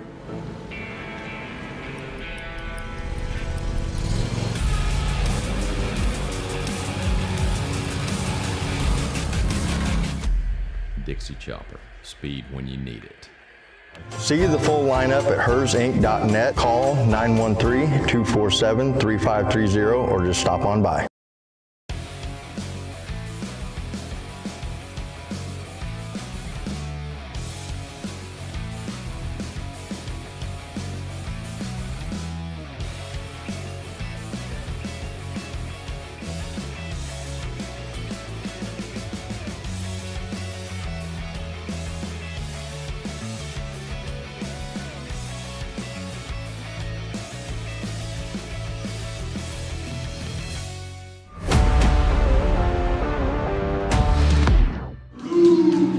starting lineups for game 2 for the Scotties. You got Tavian Tate, Adriel Smith, E.J. Coleman, Colton Knoll, and Jaden Williams. And for the Cavaliers, pretty much the same it's been ever since Aiden Wing has come back healthy. He's back in the starting lineup for the 4th straight game, followed along with Joey Robinson, Gavin Harvey, Trey Fulcher, and Mr. Double-Double himself, Tavian Cruz.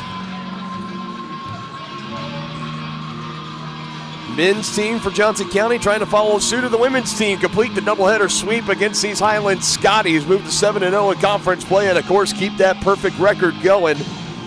Both programs, they combine 48-0, the only college or university that has both men's and women's basketball teams undefeated at this point in the year, as we are on the 7th day of February, and here we go from Overland Park. This should be a good one. A highly competitive game in the last matchup. Johnson County got the win, got it by double figures, pulled away late, but it's going to be Highland that opens up with the first bucket. That's Colton Knoll that lays it in on the right side. Nice lane opening up there for Highland. Talked about their offensive efficiency in the pregame, on display early. Fulcher underneath, and he is fouled.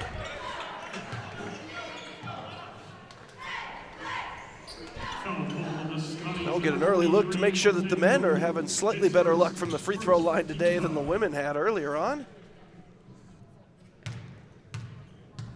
It'll be Trey Fulcher on the year, 44%. Hasn't been the sharpest, but he does make his first attempt, so that is a good sign to see that first one go down. The 6'2 freshman out of Mansfield, Texas. He's been in the starting lineup now, his 14th straight start. And he goes 2 for 2 at the charity stripe.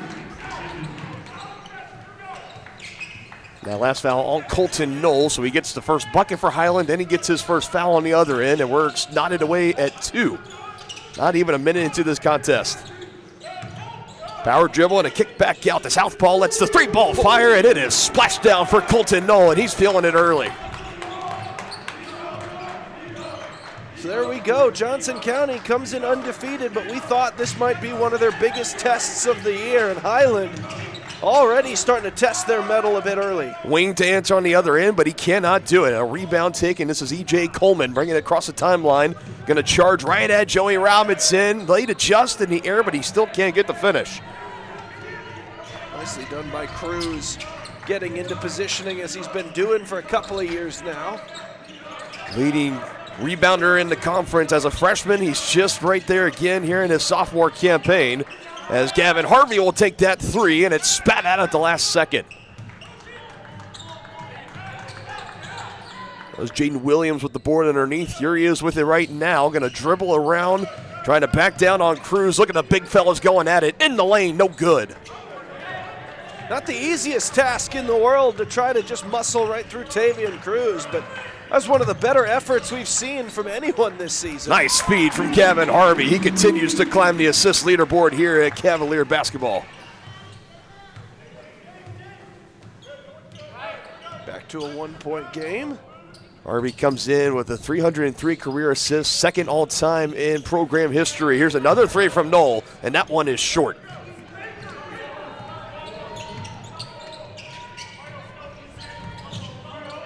Wing, 4th straight game, back from an injury. He missed 2 back-to-back home games against KCK, against Labette. He feeds down low to Cruz, and he's just offline on that put-up attempt. Don't see him miss that off very often from that close of range. No, that's usually his specialty. Ooh, ball on the floor.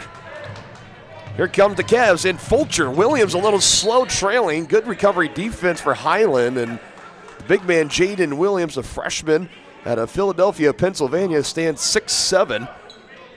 A little slow trying to get on the deck. He's back on the other end, ready to defend.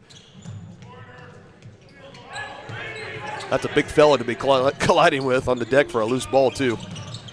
It's certainly not a pleasant experience to see him barreling down at you. He was also the one who earlier managed to back down Tavian Cruz just a bit.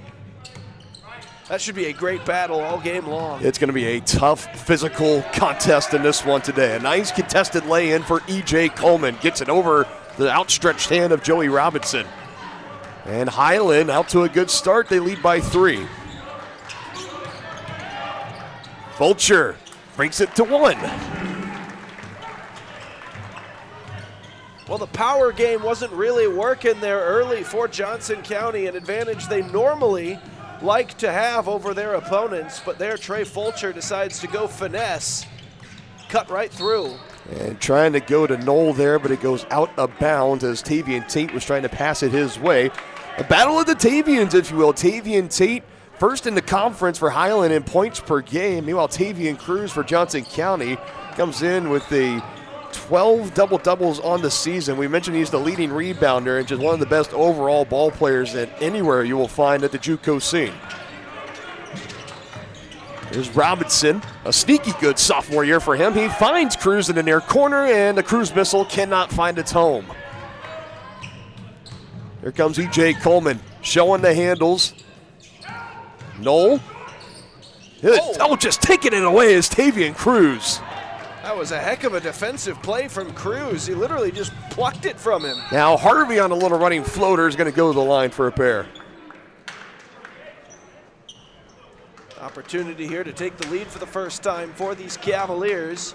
Just that slight hesitation, enough room for Harvey to try to get by and a chance to tie and even take the lead for Gavin Harvey. 2 free throws for him on the other side of this media timeout. Hi, I'm Dr. Aaron Stowe with Martin City Animal Hospital, located just minutes east of 135th and State Line Road. At Martin City Animal Hospital, we provide cutting-edge diagnostic services, including digital radiology, ultrasound, and in-house same-day blood work. Also, specialty care such as general surgery, cold laser therapy, animal chiropractic, small animal reproductive services, and dental cleaning. With 4 other locations and a team of 15 veterinarians, our commitment to you makes Martin City Animal Hospital the vet you can trust. Taking a look at our coaching matchup this afternoon on the Johnson County side, you got Rand Chappell, his 6th season at the helm for the Cavaliers. Every win getting closer as we're down just maybe 4 or 5 regular season games left of winning the regular season title for the 3rd time in the last 5 seasons. 156-31 overall, 60 conference wins, and 3 Region 6 titles as well. On the other side for Highland, we got John Oler, his 2nd year at Highland, but no stranger to the Kansas Jayhawk Community College Conference. It's his 12th season overall at Highland. He was a former assistant before being promoted up as head coach. He helped lead the team to 4 straight 20-win seasons in his time as an assistant, and he was a former head coach at Kansas City, Kansas Community College for 14 years, so very well familiar with this Johnson County team and the entire conference. Good head coaching matchup for 2 well-coached teams as Gavin Harvey is at the line, and he has us tied for the 2nd time at 7. First points of the game for Gavin. Makes them both.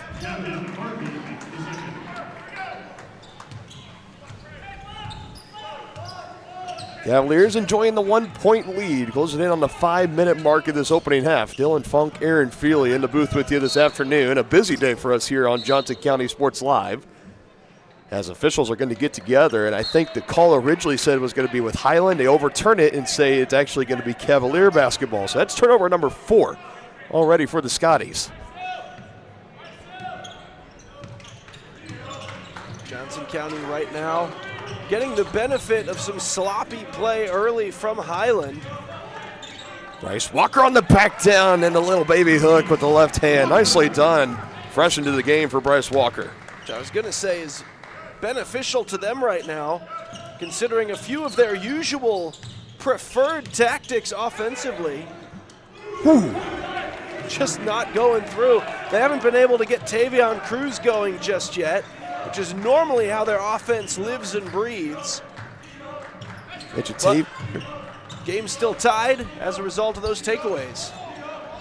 Walker kind of juggling his steps there a little bit, colliding underneath, and gets called for the travel. But you bring up that point of Tavian Cruz, and he's coming off a season low and even close to a career low. Point totals just 2 in the last game. It was a win on Tuesday at North Central Missouri College, 83-55 for the Cavaliers, and Tavian just held to 2 points, 4 rebounds, and 1 assist. That broke his streak of 5 straight double-doubles, so looking to get back in that kind of flow of things here today. Not on the floor right now, as Jordan Mason snags the rebound and brings it across the timeline. Wing going to take underneath on Knoll. Had it poked away, stripping his pocket. That's E.J. Coleman.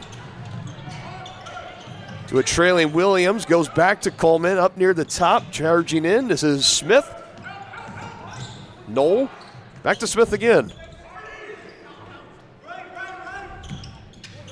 3 ball on the way, and no good off the right side, but a rebound snag for Williams, and a floater in the lane, still won't go, and eventually still loose.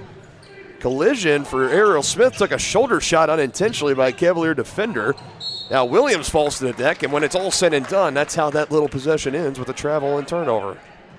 Well, that was some solid defense all around for Johnson County, considering they had to play it for what felt like 4 possessions. To ultimately come away with that without giving up a single point is Herculean.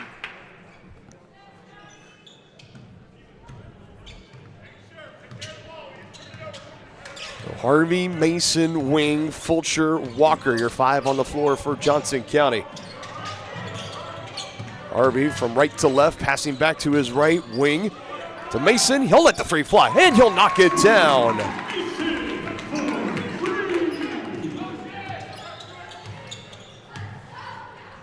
Had a 3-point basket at North Central Missouri College this week, too, and he's got 1 here in this first half. Puts the Cavs up by 3. See if they can add to it here. Harvey, late, just rifles it into the chest of Walker. Wasn't quite ready for it, and he turns it over. Taken away by Tavian Tate. Now it's poked out of his hands by Trey Fulcher. Aggressive defense here. Both teams racking up the turnovers. 5 for Highland, 4 for Johnson County. 12:57 still to play in this first half as Tavian Cruz is going to check in along with Joey Robinson. So Aiden Wing and Trey Fulcher are going to be the 2 to come out for Coach Chappell. It's just been a little more focused defensively today between 2 very good offensive schools here, between Highland and Johnson County.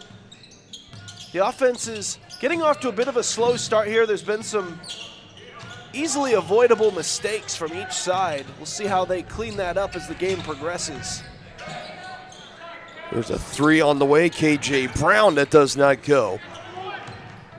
Tavian Cruz right now, 3 rebounds and 2 points in his hands as he goes quickly in the hands of Mason, feeding it to Walker. He'll take that shot, just a little bit strong to try to finish over Takeo Moore.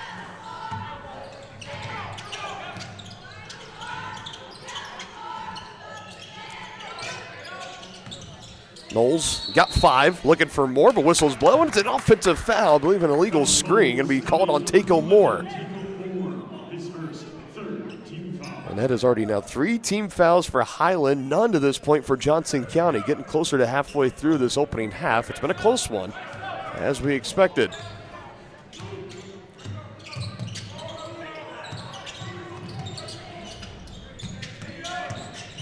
Mason with the head of steam, can't go. Cruz going up for it, comes down to the floor.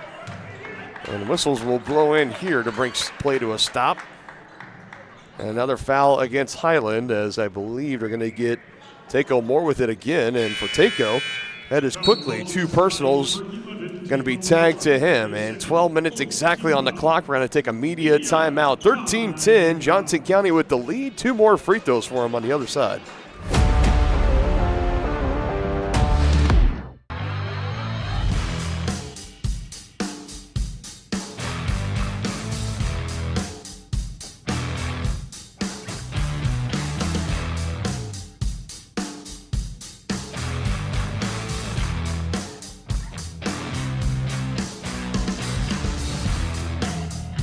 See the full lineup at hersinc.net. Call 913-247-3530 or just stop on by.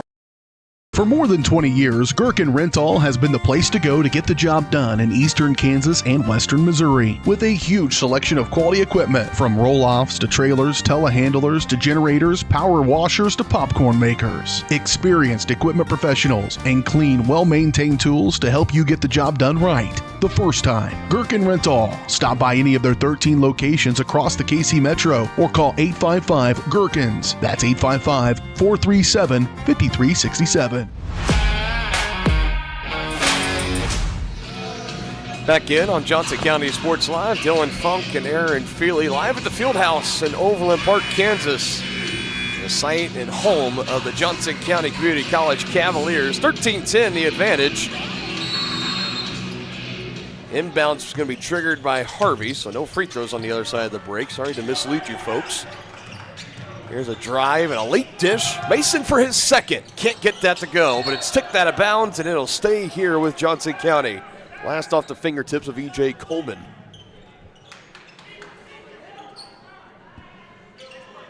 That's no need to try to go review that one if you're Highland. It's pretty clear and obvious. Robinson back out on the floor as well for Johnson County. Deep three. No good for Harvey. Still loose, and Knoll eventually controls. Fighting off Tavian Cruz for that loose rebound. Just barely able to keep that thing in play, too. You got the leading rebounder in Cruz, and Knoll is the second rebounder in the conference as well, so very fitting. Those two are fighting at it all to the very end on that 50-50 chance. Here's Knoll with another three. That one no good. Offense is starting to cool off a little bit. Fairly low-scoring affair, nearing the halfway mark of the first half.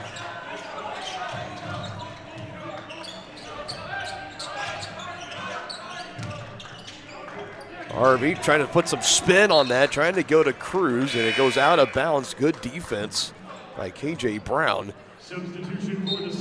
As more subs will be made, DJ Thomas is the man to check in for Highland. Cavs took that first matchup back on January 14th, 87-76. It was a little closer than the final score indicates, as Gavin Harvey will get the 2 points on the lay-in. He's now got 4. And the lead is up to 5 for the Cavaliers. Cavaliers would love to put a little bit more, as you might refer to an empty lead, into this one and make it feel like it's a lot closer than the score would indicate. As this thing has been tight-knit to this point. Starting to create that separation, and partially because of what we just saw right there, the turnovers for Highland really starting to pile up. That's now number 6. A lot of those empty possessions, and usually for Johnson County, one of the better teams in the conference, if not the nation, of that points off turnover margin. Definitely very heavily in their favor at this point in the season, now into their 24th game. As Robinson finally gets it, somehow a nice feed from Gavin Harvey feeding off multiple defenders. And we got a 30-second timeout called here by Highland. What looked like was going to be a steal and a turnover. Instead, it's assist number 4 for Harvey as he finds Robinson. Hi, I'm Dr. Aaron Stowe with Martin City Animal Hospital, located just minutes east of 135th and State Line Road. At Martin City Animal Hospital, we provide cutting-edge diagnostic services, including digital radiology, ultrasound, and in-house same-day blood work. Also, specialty care such as general surgery, cold laser therapy, animal chiropractic, small animal reproductive services, and dental cleaning. With 4 other locations and a team of 15 veterinarians, our commitment to you makes Martin City Animal Hospital the vet you can trust. The largest lead for Johnson County at 7. Head coach John Oler of Highland took in his first timeout. It's just a 30-second timeout. Mentioned it's been a busy day here for us on Johnson County Sports Live. Baseball season is in full swing. Game 2 of the doubleheader between the Cavaliers and Crowder College and the Rough Riders happening right now. Of course, we got Game 2 of our doubleheader here on the hardwood. The women's team winning, putting up over 100 points to the Lady Cavaliers. Still stay unbeaten, number 1 team in the country. Now the men looking to do the same.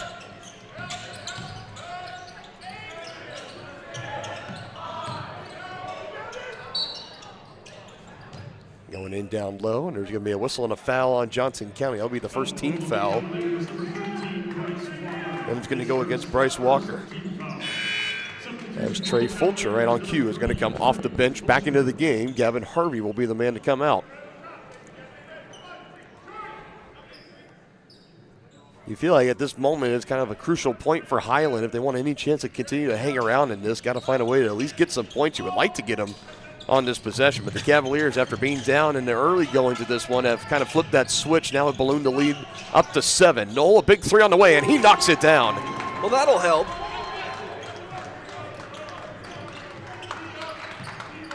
It's amazing with good basketball teams how difficult it actually is to cement any kind of lead and hold on to it. There's just this inexplicable facet of the game of basketball that just prevents you from being able to run away if your opponent is able to just keep their head level and know they can make the shots when they need them. They can climb back in a hurry. Speaking of making the shots when you need them, Jaden Williams knocks down a three. The big fella shooting 31% from downtown. It's a 6-0 spurt for the Scotties, and just like that, back within one. Gets that energy right back into that Scotties bench. Robinson out to Mason as he'll go baseline drive. Mid-air pass, Fulcher passing out of the triple team. With that baseline in there as Robinson can't answer the three. Cruz another offensive rebound. And Jordan Mason awards him. You almost felt like even though they had the lead, Johnson County kind of needed that. And to get it in the form of a three ball from Jordan Mason, who is not known necessarily for his point production. His minutes have been there. Just not the most kind of volatile scorer of this team, or at least the Rolodex of weapons for Coach Chappell. He's already got 6. And that's his third three-point basket this week. Had one against North Central Missouri College as well. And that was a big one, like you mentioned, as a kind of helps kind of pause that Highland momentum for the time being. Holds that Cavs lead now up to 4. Here's Thomas. He wants a three. He gets a three. And momentum right back. So now it's kind of becoming a heavyweight fight. Both teams just trading off blows. Body shot, counter punch after counter punch. Robinson almost has it taken away. It's out of bounds. Fighting hard for it. Gavin Grubbs, fresh into the game, number 2. Gave Robinson all he wanted on that single hold of the basketball as we go to yet another media timeout. Jordan Mason came to play in this first half. 6 points, all of them from downtown, has his team up by 1. Hi, I'm Dr. Aaron Stows with Martin City Animal Hospital, located just minutes east of 135th and State Vine Road. At Martin City Animal Hospital, we provide cutting-edge diagnostic services, including digital radiology, ultrasound, and in-house same-day blood work. Also, specialty care such as general surgery, cold laser therapy, animal chiropractic, small animal reproductive services, and dental cleaning. With 4 other locations and a team of 15 veterinarians, our commitment to you makes Martin City Animal Hospital the vet you can trust.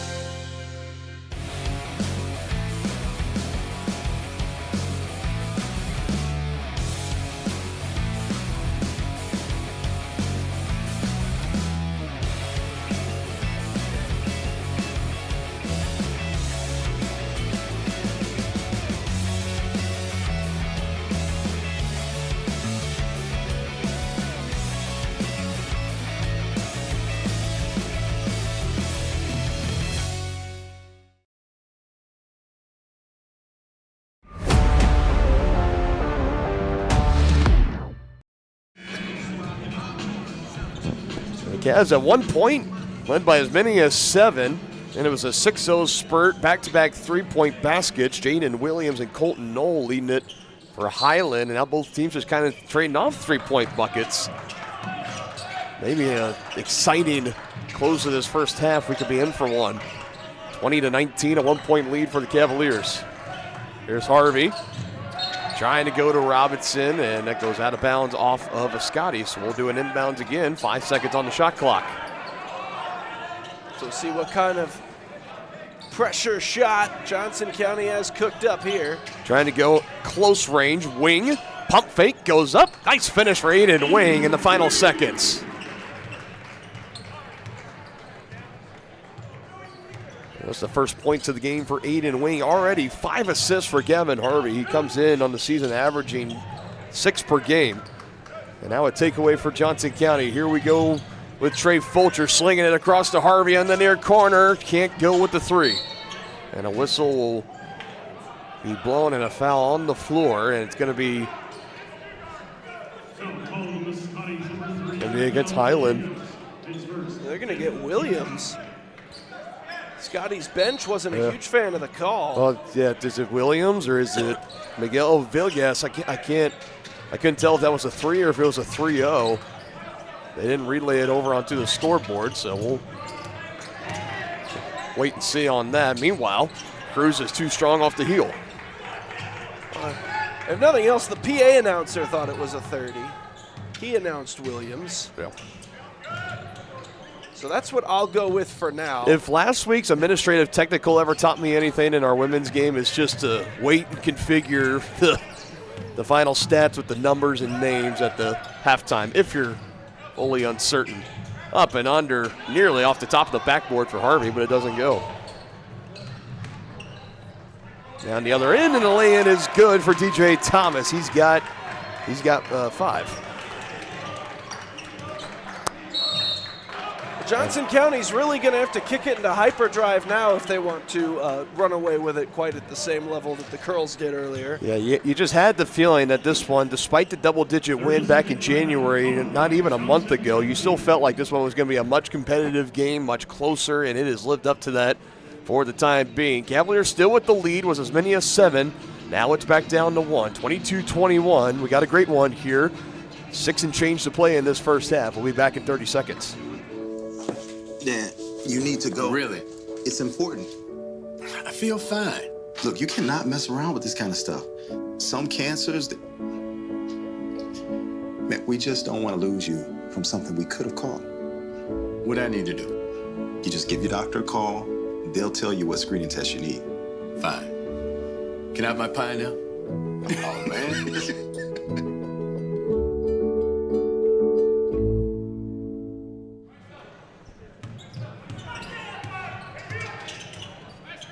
Cruz threats the needle. Kevin Harvey, that's an easy lay-in. Well designed, drawn up by Coach Chappell, taking that timeout, both with 3 remaining, both teams with 3 remaining as we go under 6 to play. Good top-end use of the timeout there. Knoll takes some contact, puts up a shot, it doesn't go, but a whistle eventually comes in. I believe that one's going to be on Williams. I can say that with full confidence. Running into potentially, maybe, perhaps, a bit of foul trouble on the rebound area. I would say so. Oh, and thankfully there were no Highland defenders up playing press there. And a finish inside. Back-to-back assist for Tavian Cruz. This time he finds it to Aiden Wing. Rapid pace ball movement here. Back-to-back possessions for Johnson County. Coach Chappell seems to have that knack, that ability to call those timeouts and kind of get his team going back in the right direction coming out of them. A good example of this here. Back to a 5-point lead, trying to build as Harvey drives and kicks. Big 3. Joey can't finish. Joey Robinson been one of the more dynamic three-point shooters in his career here at Johnson County. A local product, native of Overland Park, Kansas. With the left hand, Grubbs can't get it to fall.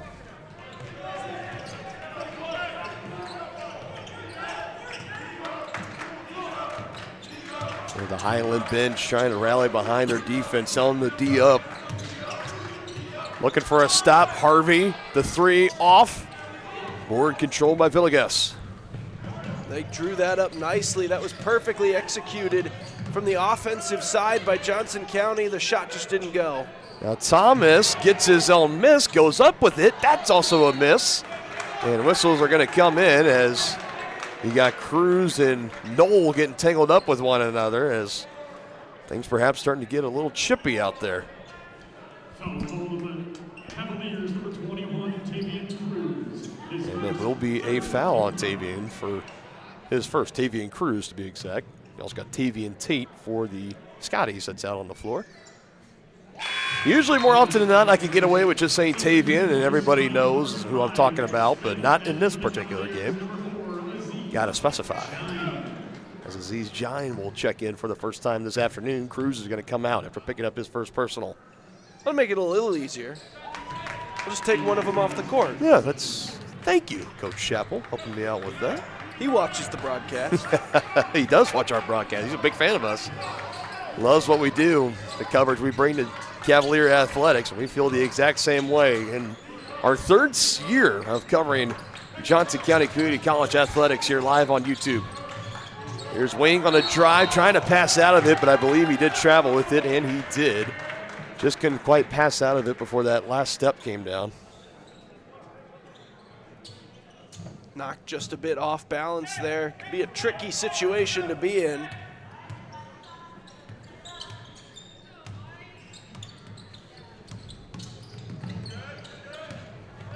Now, trying to protect that 3-point lead. We'll see what Johnson County can do here. They've come up with a couple of big-time defensive stops.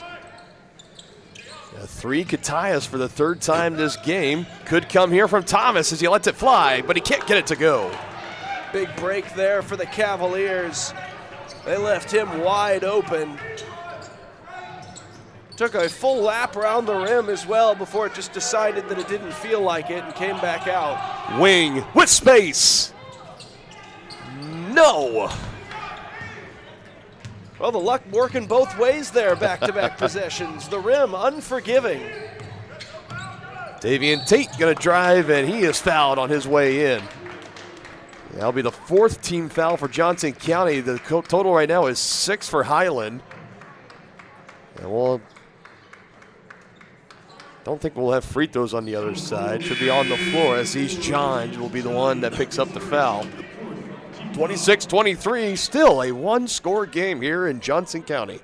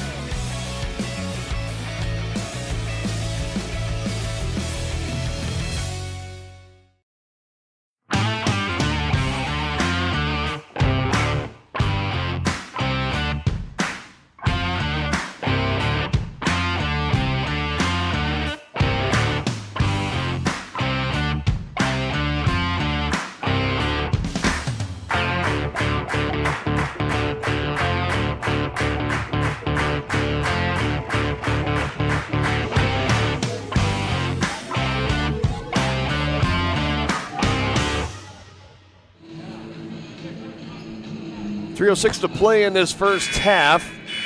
Going to have a lot to break down coming up at halftime in our Attic Storage I-35, I-435 self-storage halftime show. Dylan Funk and Aaron Feely here in the booth with you. As Joey Robinson, that's going to be a foul on him as he just straight runs over Colton Knoll. Like a linebacker over the middle, prime Ray Lewis just running over grown men. That was Joey Robinson on that last turn. Kind of funny, too, the mentality of the athlete. Knoll significantly more upset and flustered by Cruz kind of getting a grab of his wrist earlier than he was from being absolutely trucked right in the middle of the floor. I was just thinking that same thing as Aiden Wing lays it in. Just kind of brushed that part off. Yeah, going down to the ground, it's fine, but you hold on to my wrist for a half second or tangle up with me for a half second, Tavian Cruz, I'm going to kind of give you a side eye and let you hear about it.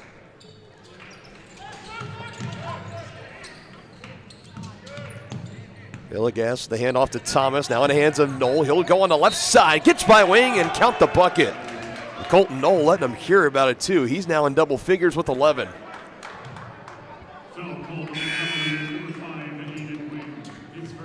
And that'll be the first personal on Aiden Wing. So at least the good news, both teams now with 16 fouls, and for Johnson County's case at least, pretty well spread out. I mean, I think they've all been on either 5 or 6 different Cavalier players, so don't really have to worry about anyone being in any significant foul trouble right now.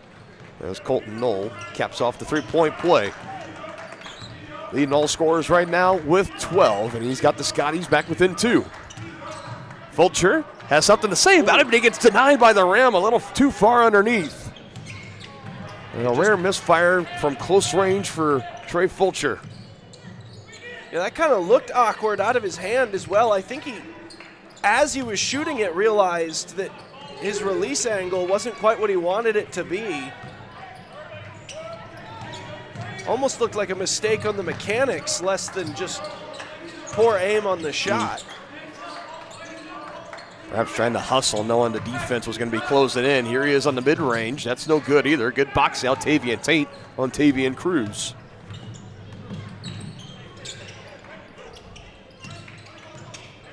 Here's Tate with it. He drives, creates some separation, now goes right at Cruz, and Cruz comes away with the rebound. Foot dangerously close to the line Ooh, there. man, I was glad I wasn't the only one that thought that. Now Harvey with the right hand and a chance to go to the line. Good work there from Gavin Harvey. It's been amazing how often this game that Highland's been able to catch right back up to Johnson County, but right at that moment the Cavaliers have just been continuously able to pull off a really clutch defensive series and keep Highland from ever passing them after they took the early lead. They haven't been able to reclaim it since Johnson County got it for the first time. I mean, Highland had the lead, and then Johnson County went on a run, a 7-8-0 run, whatever it ended up being, had the 7-point lead, and then Highland got back within one. The timeout was called by Coach Chappell, and then they went on another run, 5 or 6 unanswered, and then Highland was able to respond, and that's key in this game for Highland. You got to have that. If any hopes, if you want to try to come in and pull off this upset, Cavaliers have not lost here at home. It's been well over a calendar year. You go back to last January on the 9th. They lost here at home against North Central Missouri College, who was ranked in the top 5 at that time.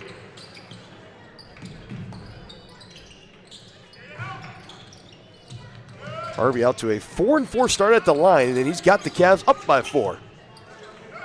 Thomas with another 3 on the way. That one's good on the feed from Tavian Tate. That's big time there for Highland, as it's looking like this is going to come down to just a couple of shots.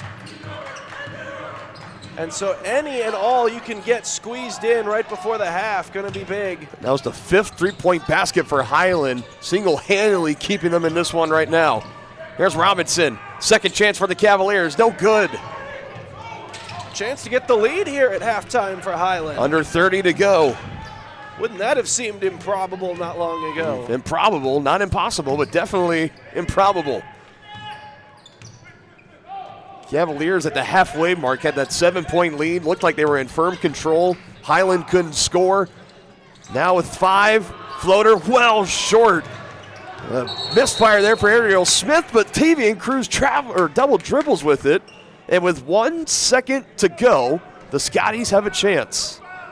6 turnover in the half for Johnson County, and Tavian Cruz is just going to be beating himself up for that one. And so now they'll get another crack to try to be in the lead before halftime. And wouldn't that have seemed improbable 1 second to go? Yeah, and now I think they might go to the monitor, and they're going to check the time and see if any more should be added. Now, I believe the rule in basketball is that you have to have at least 0.2 or 0.3 of a second for a catch and shoot. So you still got, you don't have all the time in the world, but when you break it down to there, you at least have a chance to get somebody open and give them a chance to square their shoulders and fire. But I don't know with how much more time they can add on here. They're going over to the monitor. They're going to check it out. Meanwhile, both teams will gather around in their huddle, and basically a free timeout for both squads here, both with 3 timeouts to go in this ball game.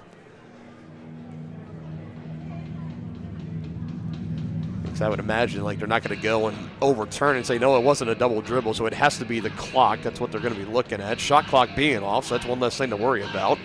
And it looks like we're going to have our answer here pretty quickly. And they did add 0.4 of a second, which I know doesn't seem like a lot, but in these kind of final possession scenarios in the sport of basketball, it can help feel like kind of like an eternity at times. Can be the difference in getting a more wide open look or get a pump fake up to get a hand out of your face. Those 0.4 of a second are huge. Let's see if Highland can make anything of it.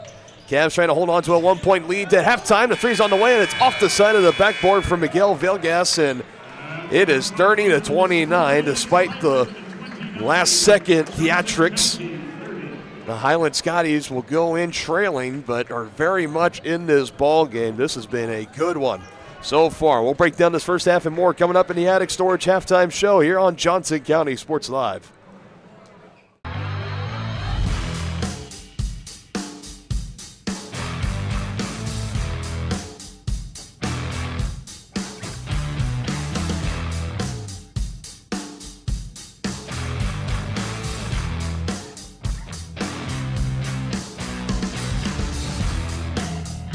See the full lineup at hersinc.net. Call 913-247-3530 or just stop on by. For more than 20 years, Gherkin Rental has been the place to go to get the job done in eastern Kansas and western Missouri. With a huge selection of quality equipment, from roll-offs to trailers, telehandlers to generators, power washers to popcorn makers. Experienced equipment professionals and clean, well-maintained tools to help you get the job done right the first time. Gherkin Rental. Stop by any of their 13 locations across the KC Metro or call 855-GHERKINS. That's 855-437-5367. How do you see the world? At Shriners Hospitals for Children, we know that changing how you see things can turn them into Everyday miracles. Like riding my bike. Breaking boards. Hugging my mom. Every day for over 90 years, Shriners Hospitals for Children has been sending love to the rescue, regardless of a family's ability to pay. If you know a child we can help, call or go online now. Prescription drug pricing points to corporate Freedom of the press is about your right to know. and Clark sheer athleticism. It's about your right to be informed. Today, there are real threats to press freedom reaching residential areas. and your right to know about the world around us. We must protect our right to know, no matter what kind of news is important to you. Before it's too late, understand the threats. ProtectPressFreedom.org.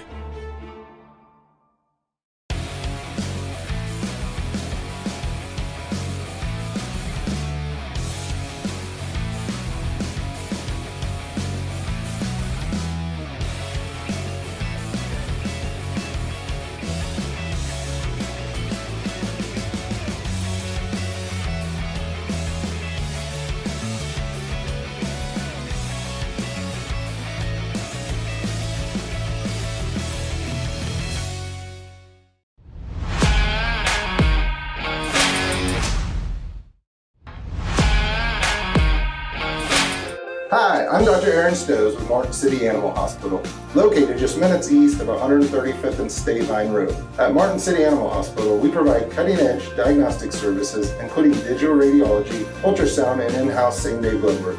Also, specialty care such as general surgery, cold laser therapy, animal chiropractic, small animal reproductive services, and dental cleaning. With 4 other locations and a team of 15 veterinarians, our commitment to you makes Martin City Animal Hospital the vet you can trust.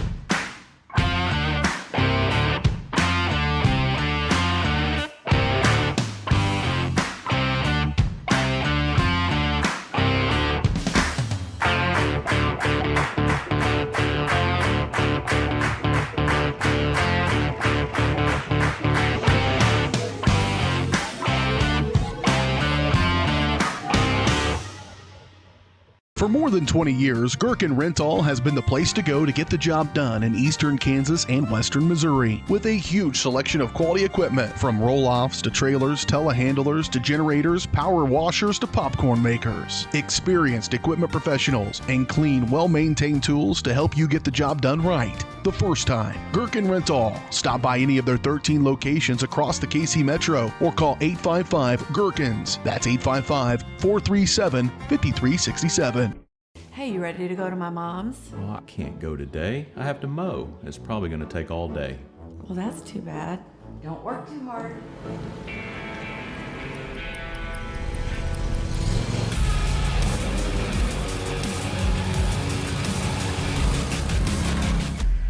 Dixie Chopper. Speed when you need it. See the full lineup at hersinc.net. Call 913-247-3530 or just stop on by.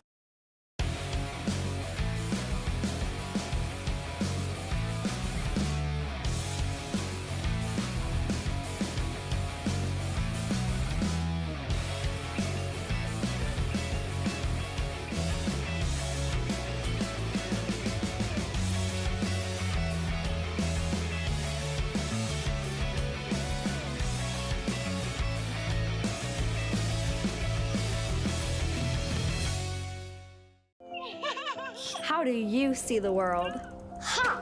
At Shriners Hospitals for Children, we know that changing how you see things can turn them into everyday miracles.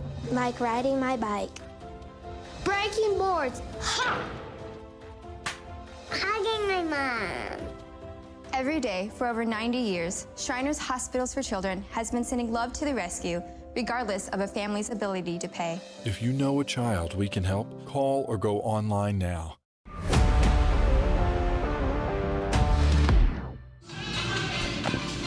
And welcome in here, the Attic Storage I-35, I-435 halftime show on your home of the Cavaliers, Johnson County Sports Live. Attic offers climate-controlled units, RV and vehicle storage, plus clean, move-in ready spaces. As a veteran-owned, community-focused business, Attic features monitored 24/7 sites with friendly on-site managers.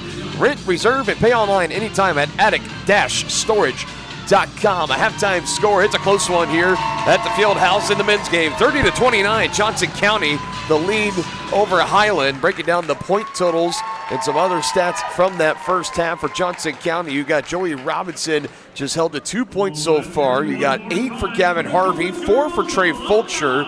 No points for Aziz John, 6 for Aiden Wing. You've got 6 off the bench for Jordan Mason due to 2 3-point baskets. He's been big in this one. One thing of note from that first half, no Avion Webb, who is traditionally the first guy off the bench in these games for Coach Chappell in Johnson County, not out on the floor in that first half. Coming off a game on Tuesday in Trenton, Missouri, where he was the leading scorer with 18 points off the bench. Hasn't played a minute in this game so far, so not sure if it's injury-related, something else. We'll see if he comes out of the locker room for the second half or not. Meanwhile, down the line, you got Bryce Walker with 2 points and Tavian Cruz with 2 points. So back-to-back games for Tavian. In his last 3 halves of basketball, he's been able to muster 4 total points, 2 today, and he had 2 in the entire game on Tuesday. So looking to get the points going. He's already got 11 rebounds, so he's 8 points away from collecting his 27th career double-double as he tries to chase down the all-time record here at Johnson County. A tie would be at 30. 31 would set the new all-time program record. On the other side for Highland, you got Miguel Villegas has no points. You got Tavian Tate with no points as well. Ariel Smith with none. Takeo Moore with none. You guys are sensing a trend here. Only 3 scores in that first half. 4 actually for Highland. 3 points for Jaden Williams. The big fella knocked down a 3-point basket. DJ Thomas has 10. Colton Knoll is leading the scoring with 11 and 5 points for EJ Coleman.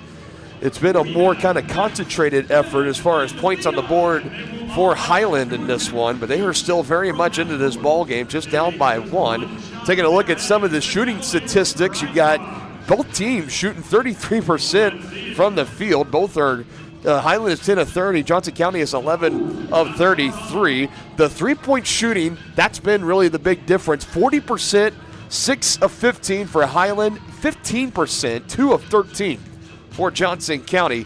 Many times, like Aaron and I were mentioning during the broadcast, is that there were points where Johnson County built up a 6-7-0 lead on a spurt, and then it was a 3-point basket or 2. Highland would answer with a run of their own, and it's the 3-point shooting single-handedly keeping the Scotties in this game right now. Will they be able to keep that up in the second half? We'll just have to wait and see on that. Free throw shooting, both shooting 100%. Cavaliers 6 of 6. Highland is 3 of 3. We'll give you some more kind of in-between-the-line stats for you. More coming up in the Attic Storage halftime show when we return.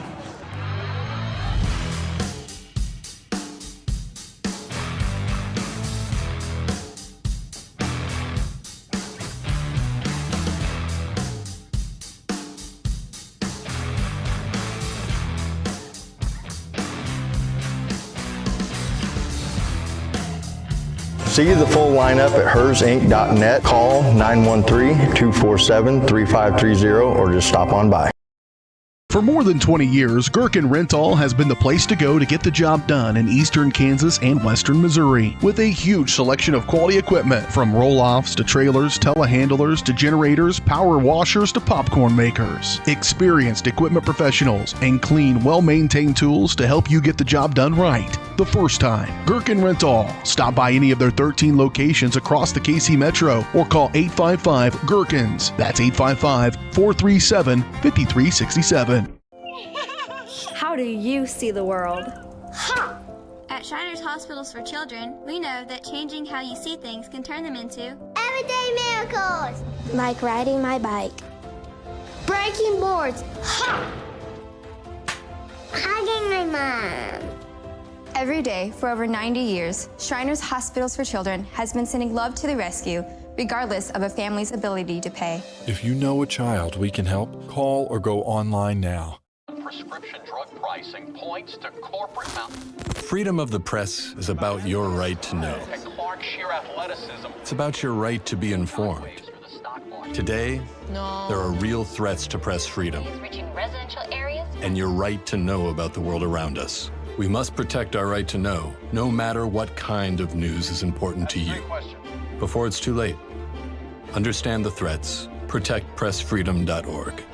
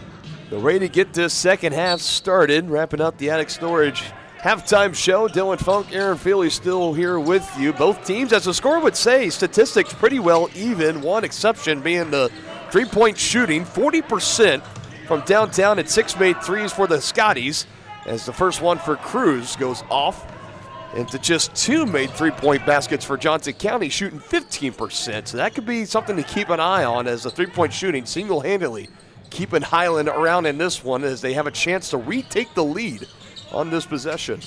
And there we kind of saw a glimpse of one of the, major points of the first half. Tavian Cruz been kind of quiet thus far in this game after being the primary focus of this offense for most of the season. Here's Wing on his 3 attempt, and it's no good. Another thing that was brought up, no Avion Webb in that first half either. Has been one of the more prolific scorers for Coach Chappell. Led the team in scoring and led all scorers this past Tuesday on the road against North Central with 18. And looking over at that bench, I don't even see Avion right now, so hope everything is well with Avion and hope to have him back soon. Meanwhile, Highland with the lead, and Fulcher can't answer on the other end. Cold start for Johnson County, not what they wanted to see. Now you get a lead change. Noel trying to build on it, and he knocks it down with the assist to Ariel Smith for his second. And Colton Noel leading all scorers right now with 15 points, and a timeout quickly taken by Johnson County. Noel's been vocal down there. He's trying to bring the energy to that Highland side, and that three-pointer will do wonders for that. Make no mistake about it. It is a 5-0 run for Highland to start this second half. Hi, I'm Dr. Aaron Stows with Martin City Animal Hospital, located just minutes east of 135th and State Line Road. At Martin City Animal Hospital, we provide cutting-edge diagnostic services, including digital radiology, ultrasound, and in-house same-day blood work. Also, specialty care such as general surgery, cold laser therapy, animal chiropractic, small animal reproductive services, and dental cleaning. With 4 other locations and a team of 15 veterinarians, our commitment to you makes Martin City Animal Hospital the vet you can trust.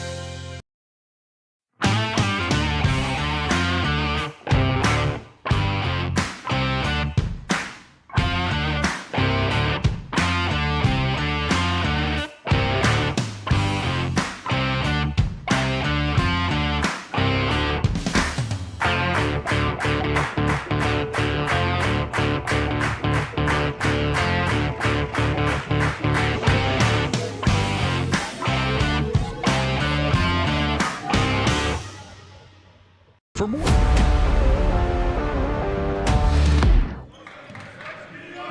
Cavaliers looking for an answer. The first 5 points of the half going to Highland to take the lead by 4. Here's Fulcher, good head fake. Mid-range pull-up, that's good.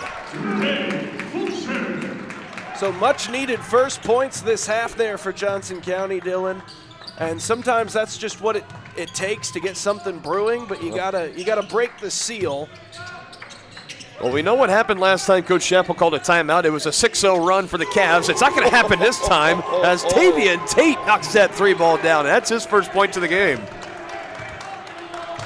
Well, you've got an opponent here on the home court, Cavaliers, that's not just going to roll over, go belly up for you. Oh, no. No stranger to close games this season. Despite the perfect record, they haven't been blowing out teams 10-plus points, much like the women's team for Johnson County has been doing.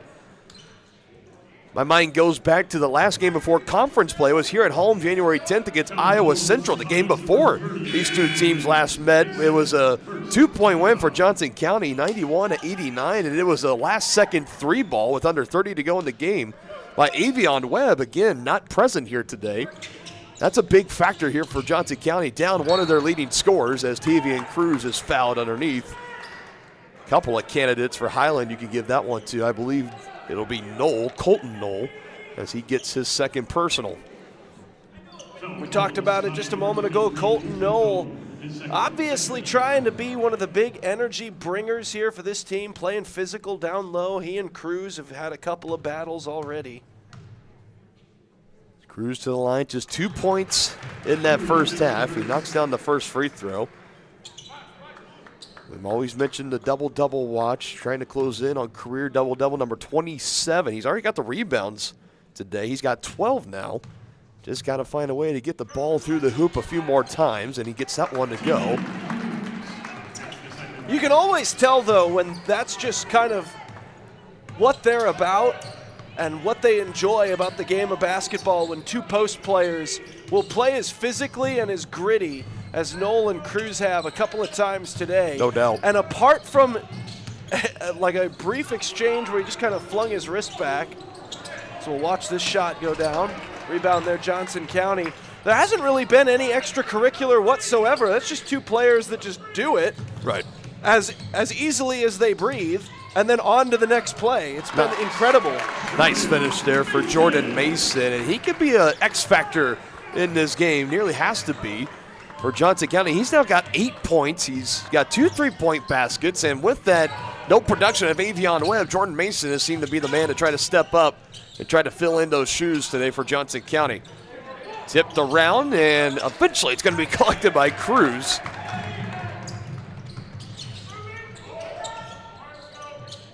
Surprised, I don't know how Wing didn't step on the baseline down on the other end either. Thank goodness he's not about a half shoe size wider.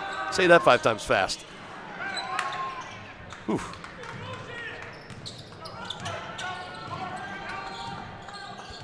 We'll make sure to each try that and get it recorded after the game. Stay tuned for that recording in an upcoming broadcast. Meanwhile, Williams on the feedback from Noel. He misses the left-handed lay-in. That'll be the full pregame show for the next contest here at Johnson County. Just that on a loop. Hey, Mr. Beast's first viral video was him just counting to like 100,000 or something. Shot no good, foul on the floor. Cruz can't believe it. Coach Chappell trying to bargain with the official too. And it's Williams that's frustrated, saying that he's reaching around me, hooking around. Haven't seen an official foul call yet. I believe it's going to be against Williams, just based off of that lone exchange. And Jaden Williams, the big man for Highland, frustrated, going back over to the bench, as he will pick up. That will only be his second personal. Media timeout, 15:53 to go in the second half. Another 1-point contest. Highland with the lead.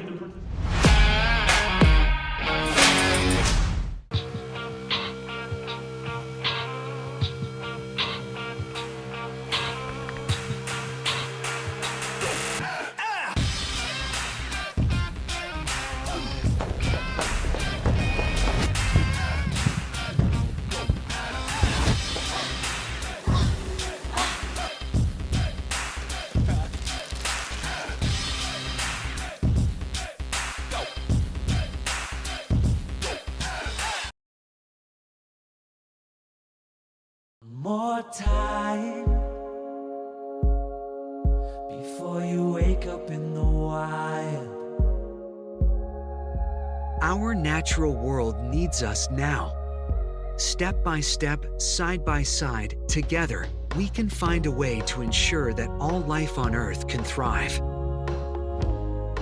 To learn more about how you can help protect and conserve nature, visit nature.org.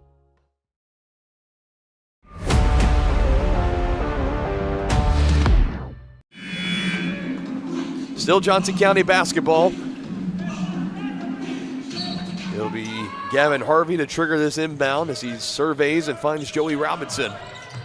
OP native to OP native. On the lob and the flush to Tavian Cruz. That's one way to get Tavian Cruz involved. I'd say so. And that puts him back in front as well. You can feel a sort of an energy shift off of one play.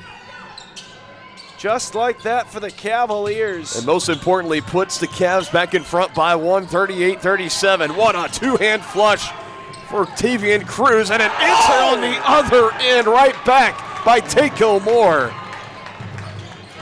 Oh, these teams just continue to go back and forth with one another. Premier KJCCC basketball this afternoon. Well, Johnson County thought they were going to get the energy and momentum back on their side, and now they might once again, but Highland had the perfect answer in store. And Jordan Mason a chance for an and one. Just one more look at this two-handed flush on the lob here for Tavian Cruz. Perfectly designed, a great screen by Harvey to free him up. And then, of course, Takeo Moore has to slam on the other end, but that is poetry in motion there for the Cavaliers. Again, Coach Chappell getting in his bag of tricks, drawing up a nifty play out of a timeout as Jordan Mason misses the free throw, so he still has 10 points on the afternoon, but he can't finish the three-point play. Only up by 1, go Johnson County. Looking for his first points, and it falls down for Adriel Smith. Now we're definitely seeing some offensive fireworks from each of these sides. This is the heavyweight bout that you talked about earlier that we expected to see. Right about our 7th lead change in this game. Our 7th tie. We've had, about as many lead changes in there too, 5 or 6, as we just trade off 1-point leads right now. Meanwhile, a foul on Highland. And that's Adriel Smith, and that's his 3rd, so really the only player for either team that's in any major sort of foul trouble at the 14.5 mark of the second half as Walker walked with it. No pun intended there. Does what it says on the tin. I think he definitely had it in his mind. He saw that Highland player leave his feet, and he said, I'm just going to get closer and get this slam, but unfortunately he already used his dribble and just wasn't quite close enough.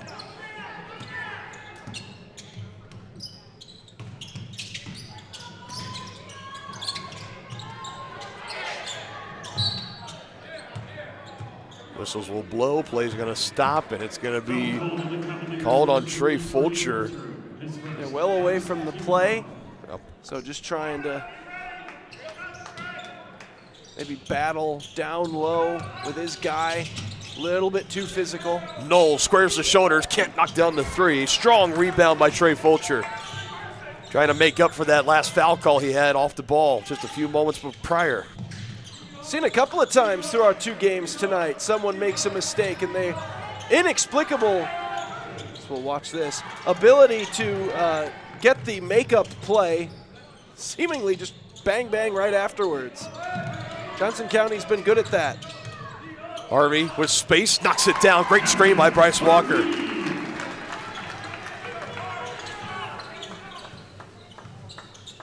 So back-to-back mistakes by Johnson County, first on Bryce Walker, then on Trey Fulcher with the foul.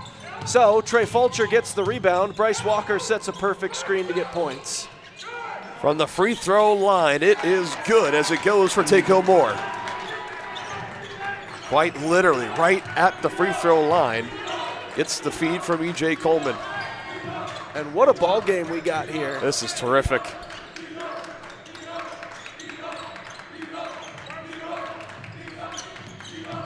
Fulcher on the feed from Harvey, just short on the left hand. Cruz fighting for the board. It goes out of bounds, and that'll be Highland basketball. Got a great crowd on hand all throughout today. It's the pink out game for the winter sports season here at Johnson County. So the Golden Girls dance team rocking the pink tops, pink pom-poms, and we got pink beads, we got pink wristbands, all that little pom-poms in the stands as well. Wish I had something pink to actually wear, but I don't, so I'm just wearing the normal Cavalier quarter zip. My Chicago Bear native in his Chicago Bears sweatsuit. Quarter zip at least. Really just a jacket. It's a snazzy jacket. I like the jacket. As that'll be a turnover on Highland. The navy top and then the navy bottoms. They cut. Yeah, it did kind of. It creates a certain essence, I suppose. Looking sharp as always. This game is a good one. 12.5 to go as neither team really to get much more than just 1 point between themselves and the opposition. Here's Walker posted up on Moore. Goes back to Robinson near the top. Tests his luck on DJ Thomas. And Robinson able to finish off the glass. The first time I called a game here for Johnson County, I became acquainted with Joey Robinson's game via watching him just absolutely dominate from three-point range. He was unstoppable that first game, shooting the long ball. And just there, he showcased some versatility to his ball, or to his game. Getting down low, getting the dirty points in a tight contest. Lost it on the way in that time. Had it knocked out of his hands at the turnover for Johnson County, the second of the second half. Both teams taking better care of the basketball, but as of late starting to turn it over as Colton Knoll lays it in for an and one.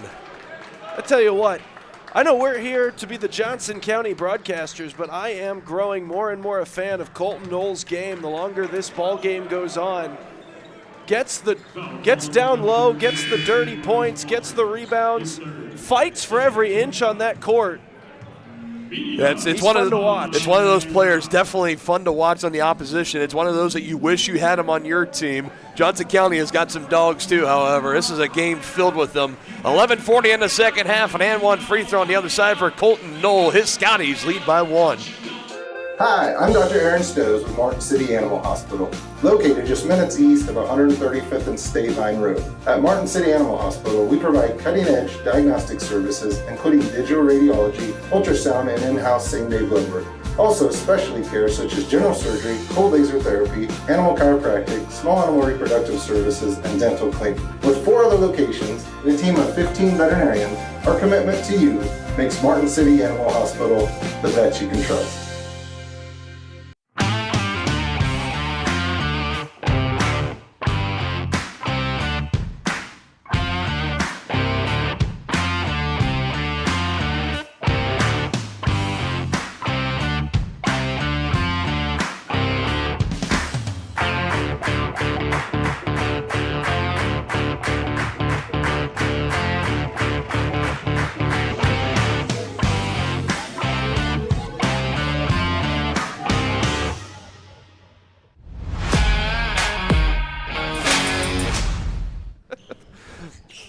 And one free throw here for Colton Knoll as he is starting to take over, leading all scorers, now with 18 points. He has put on a terrific performance. That's his second and one opportunity to be finished at the free throw line. And Highland now holds on to a 2-point lead. Not if the Cavaliers have anything to say about it. Bryce Walker, multiple defenders, put back no good. Robinson still fighting underneath it. It's Walker that comes back in. Third, fourth, 12th time's the charm, whatever it's got to take. Insert variable here. Yeah, that was relentless effort. Robinson and then Walker coming in there late. Here's a 3 from DJ Thomas. That's no good, and a long board finds its way to Robinson. Fins off Tavian Tate. Here come the Cavaliers. Trey Fulcher will go to the line. I tell you what, that three-pointer might have been just barely grazed as well. Looked like it changed trajectory sharply just out of his hand and ended up cutting to the right. If that's not just how he shot it, and it was tipped a little bit, that might have been a big-time point-saving tip. Getting back defensively there for Johnson County. So here's Trey Fulcher at the line, 2 for 2, 44% on the season. First one just strong off the back heel. As Tavian Cruz quickly off the bench for Coach Chappell. And not coming off the bench, but just coming back in frame. KJ Brown was back getting some extra instruction from his head coach, John Oler. To put the Cavs back in front. Second free throw from Fulcher is good. There we go. I was missing the 1-point game. Colton Knoll went and ruined it for everybody. Yeah, let's bring it back. You'd hate to see baskets tie the game. You love the back and forth. Of note, that last foul for Highland, that was the third personal on Colton Knoll, so he's got to be careful not to pick up that fourth. Meanwhile, a takeaway. Tavian Tate threads the needle. KJ Brown denied, but fouled at the same time by Fulcher. And he will go to the line for a pair. Foul called on the Cavaliers, number 3, Trey Fulcher. His second. Only his second personal. Here's KJ Brown Jr., the 5'10 sophomore guard out of Westwood High School in Columbia, South Carolina.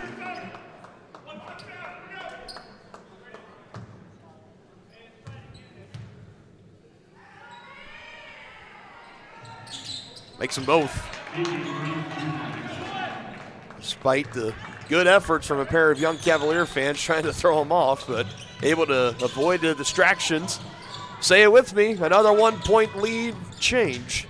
Highland back in front. This one deflected. Back-to-back takeaways for the Scotties. 4 turnover in the second half for Johnson County, and it leads on the other end to no points. Aiden Wing getting back there. getting a big-time rebound, which Johnson County desperately needed. 3 in a row. This one right to the chest of DJ Thomas. He finds Brown Jr., who can't finish a 3. Whew. Cavaliers very fortunate now, back-to-back takeaways. Assistant Coach Taylor Jones for the Cavaliers rocking that light blue polo, just giving the hand signals of his team saying, let's relax a little bit, slow down. Nice finish there for Tavian Cruz. And they're going to want him to really start to get into a groove here in this second half. We've talked about it relentlessly. 6 for him in the second half, 8 in the ball game. His next field goal will give him his 27th career double-double, 13th of the season. Trying to close in on the all-time record set by Jelon Whitehead 5 seasons ago at 30. Another chance for the Scotties on the rebound for KJ Brown. He's starting to come alive in the second half, but not for long, as Trey Fulcher will lay it in for 2 in transition. Looked like he was considering for a brief moment trying to go up for the dunk and then realized the proximity to a defensive player coming in and suddenly feeling a twinge in his shoulder as he looked at the hard floor beneath him. He thought, better not. Realizing how close this game is, take the assured 2 points and trying to go for something flashy and have the chance of missing it. Here's DJ Thomas. Put back no good either. Tavian Cruz, another rebound. He's got 14. Honestly, less even about missing it and more a player making a beeline directly at where your feet are going to end up if you go up for that dunk. And an offensive foul is the call.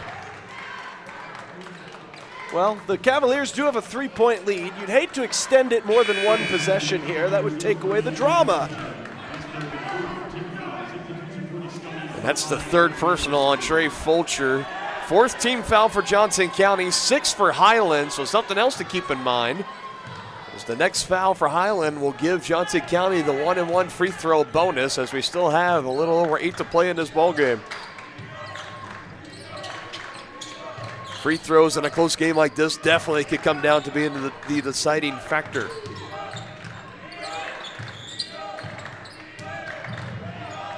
Thomas pivoting around. Fulcher on top of just puts up a desperate heave. He was starting to run out of time on the shot clock, and a rebound taken by Cruz. And he's fouled, so there's the 7th team on Highland. Tavian Cruz, 2 rebounds away from a new season high, 3 from a new career high, if he can get there. As with 7:59 to go, we're going to have bonus free throws the rest of the way for Johnson County. Starting to crank up the heat in this second half. Back and forth we continue to go between these 2 teams. Hi, I'm Dr. Aaron Stows with Martin City Animal Hospital, located just minutes east of 135th and State Vine Road. At Martin City Animal Hospital, we provide cutting-edge diagnostic services, including digital radiology, ultrasound, and in-house same-day blood work. Also, specialty care such as general surgery, cold laser therapy, animal chiropractic, small animal reproductive services, and dental cleaning. With 4 other locations and a team of 15 veterinarians, our commitment to you makes Martin City Animal Hospital the vet you can trust.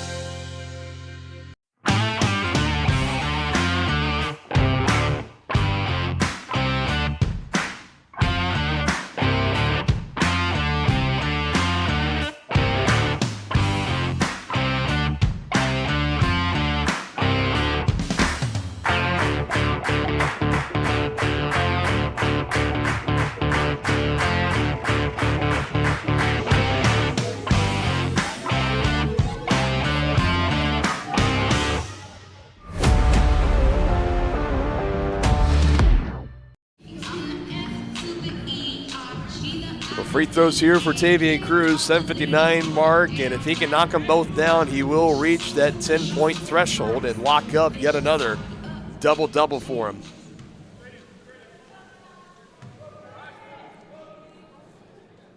So I'm sure if he doesn't get it here, still plenty of time in the second half. He'll have his opportunities, but he would like to just get it done now.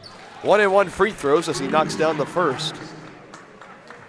I'm so used with how much high school basketball I call on the side. I'm just used to the, when you get to the bonus, it's just 2 free throws automatically. It's the same for the women's basketball side, but here for the men, we still do it the 1-and-1 free throw.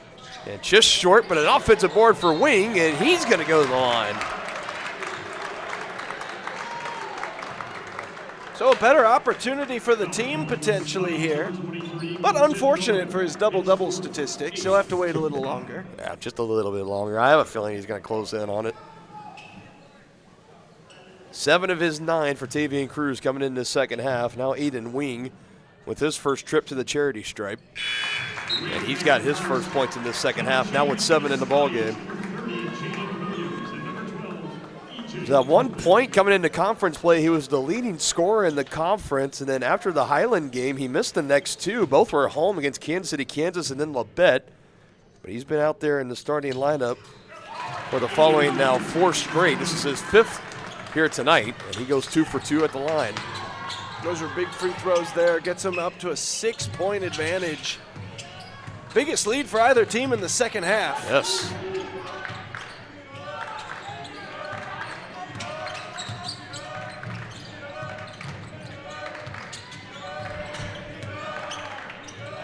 Great movement here from Highland. 5 on the shot clock.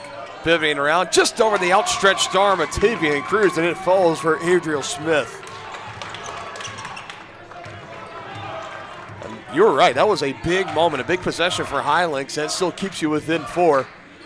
Needed an answer after the Cavaliers got their lead up to 6. So now we'll see how they do defensively, needing a clutch stop, but Nice. Joey Robinson doesn't seem to care. That's a way to use the pivot down underneath, get free. Another assist, 6 in the game for Gavin Harvey. And the Cavaliers on offense, they have officially found their footing, just keeping consistency all throughout this second half. But not to be tried on the other end is DJ Thomas, his 3rd 3-point basket. That's the easier way to try to cut into a 6-point lead. This is a Just terrific hit 2 of those. Yes, that is always the more straight line answer. There's no such thing as a 6-point basket, so you might as well just get back-to-back threes if you're able. Under 10 for Cruz, trying to back down on Williams. Big fella's going to work. Tavian can't quite get that double-double, and it's a foul on Aiden Wing as he tried to beat DJ Thomas to the rebound. Aiden Wing with a bit of an expression as to say, I politely disagree, but that's the 5th team foul on Johnson County, so 2 more to give before Highland being put in the bonus. Meanwhile, our official had to get his whistle back on the collar. Or the leash. Probably the leash, I don't know. Wonder what happens if an official breaks his whistle. I imagine if there's got to be some backup on hand that they would just use, but meanwhile, Thomas, count the bucket, my goodness. You're going to get the foul on Cruz for the reach in. Another look on our replay. Blows by Wing, and man, that's a tough finish. And now an opportunity to tie this thing back at 56. So that 6-point lead didn't last long. And that's kind of been the theme today, right? You know, it's been back and forth, 6-point, 7-point Johnson County lead, and then Highland in the blink of an eye, they answer right back. They're exceptionally good at it, but lead will remain intact as it turns out. Thomas can't finish the 3-point play, his first miss from the line. Cavs hold on to that 1-point lead. Cruz denied inside, gets his own miss denied again, but a whistle comes on DJ Thomas. So another opportunity from the free throw line here to get that double-double you keep talking about. Officials coming over to DJ Thomas, telling him to watch his mouth, essentially, to keep it calm. I always like officials like that don't just come right out of the gates, issue a technical, come up to the player. Close ball game, tempers and tensions are high, very competitive ball game, and Tavian Cruz will continue to have to wait for that elusive 10th point to complete his double-double on the day. Back-to-back misses at the line after making his first 3.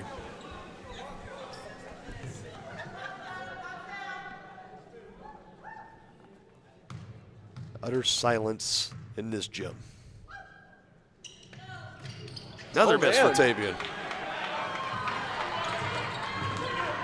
Well, there was 8 minutes left in the game when we mentioned that he was at 9 and just needed the one more, that we were fairly sure he'd have It was closer to opportunities. 9 minutes at that time, too. Now we're 5.5. Step back three. It's good for DJ Thomas. That is tough. And all the Highland fans that made the trip out to Overland Park are on their feet as they see their Scotties back in front by 2. And this 23-0 streak to start the season definitely being tested for Johnson County, but not if you tell Gavin Harvey as he has us tied up again. This is a thrilling game, partner. This has been wondrous from start to finish. On the floor, takeaway as E.J. Coleman just kind of slipped out of his hands there, was trying to pass it to his teammate nearby. Again, the Cavs capitalize. 7th turnover of the half for Highland, but they take it right back from Johnson County.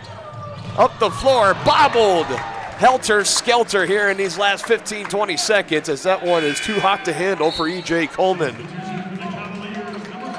So back-to-back turnovers that result in nada.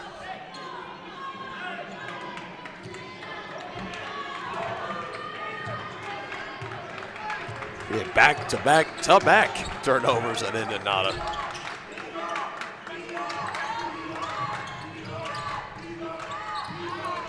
Wing for the lead. Yes on the lay-in. He's got 10. The government doesn't want you to know this, Dylan, but the lane to the rim is free. You can just take it. Aiden Wing has one free lane to the wing at home.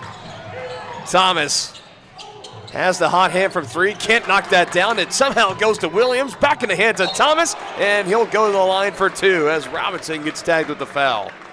We're going to see just how deep a cut of internet nonsense we can pull up on this broadcast today before we start just getting people asking what in the world we're talking See, about. I was wondering, I was like, do I have Bill Walton in the booth with me all of a sudden? About the It's a pleasure, as always, to call these games with you, partner. As free throw number 1, good for DJ Thomas.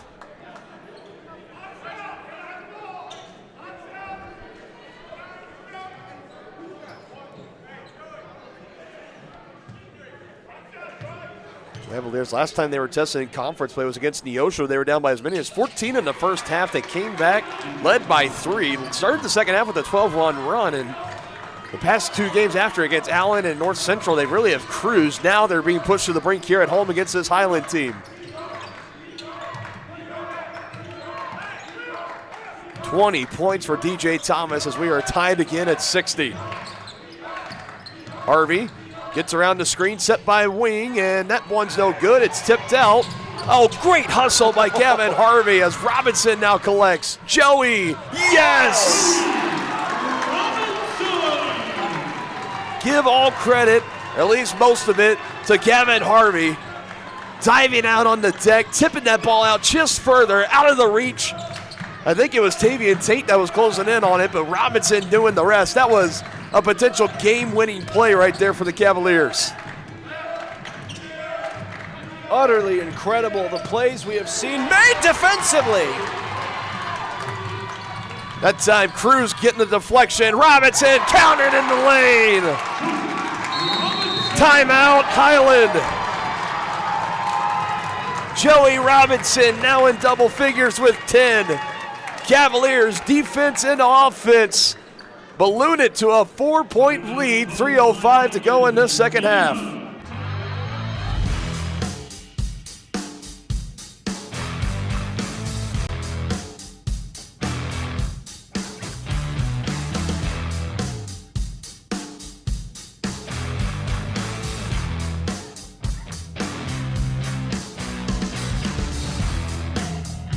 See the full lineup at hersinc.net. Call 913-247-3530 or just stop on by.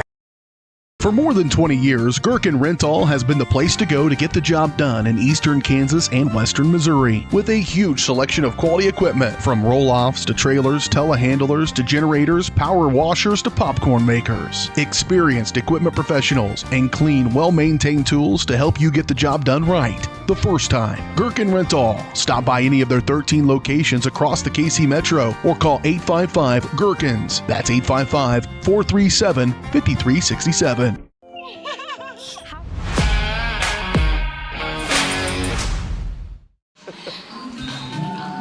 It's a quick 4-0 run for the Cavaliers, taking advantage on a turnover for Highland. But the play before that, to break the 60-60 tie, it was a long rebound, eventually tracked down by Robinson. It had every right to be given to Highland. They were tracking it down near the logo. Was Tavian Tate, and then Gavin Harvey comes flying out of nowhere like an RKO, and he tips that ball forward. Joey Robinson collects it. Robinson finished for 2, and then Tavian Cruz on a deflection on the next defensive stand in transition. Robinson would get it again and lay it in for 2 points. He's got 10, and he's responsible for this last 4-0 run to put the Cavs up with the lead as we close in on the final 3 minutes of what has been an absolute thriller. And there'll be a foul there on Fulcher, and he's trying to plead his case, and rightfully so, because that's his 4th personal. And he really feels like he has been given the short end of the whistles this afternoon. And that's the 8th team foul on Johnson County. So both teams are going to be in the bonus the remainder of this one.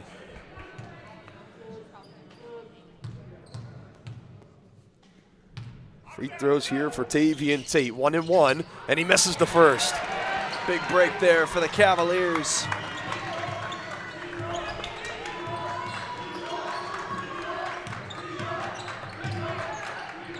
The real question here is, Dylan, if they're able to extend the lead, at what point can you consider a lead in any capacity safe in this ball game? That's a good question. It really is.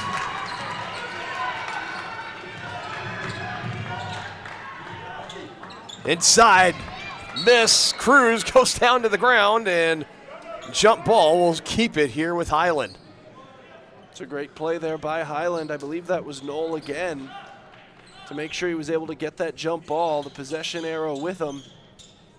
Talwand out there wiping up the moisture, the condensation on the court. And officials, they're going to call him back over. So he missed a spot. Recently had an NBA game that was called for weather because of how much condensation. I saw that up in Chicago. I did see that. Arena.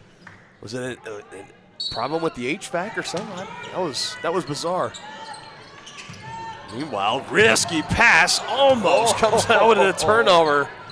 That was a very dangerous pass as we close in on the 2-minute warning.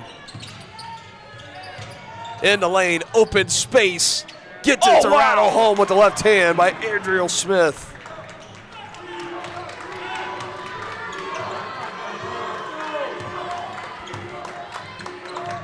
Could have an exciting 2 minutes and counting left to go in this one. Utter and complete nonsense we just witnessed, Dylan. Wing backing down, and an offensive foul on Aiden Wing as he knocks Adrian Knoll down to the ground. Colton Knoll, rather. And that's a 3rd personal on Aiden. And the Talwand is seeing action on this end of the floor now. I don't know if that's the appropriate term for those sayings. I just call them Talwands because why not? Why not indeed, Dylan? That's...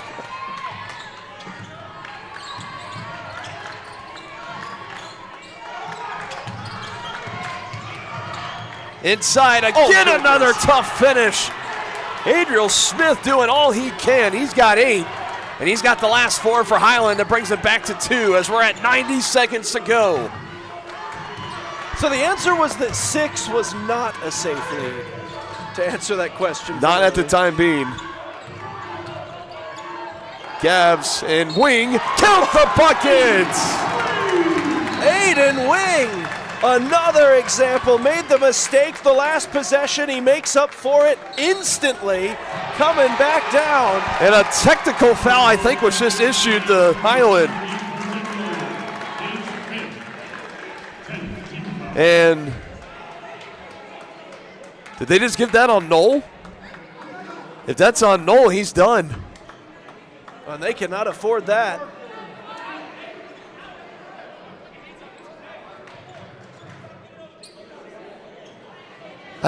We were looking at the replay.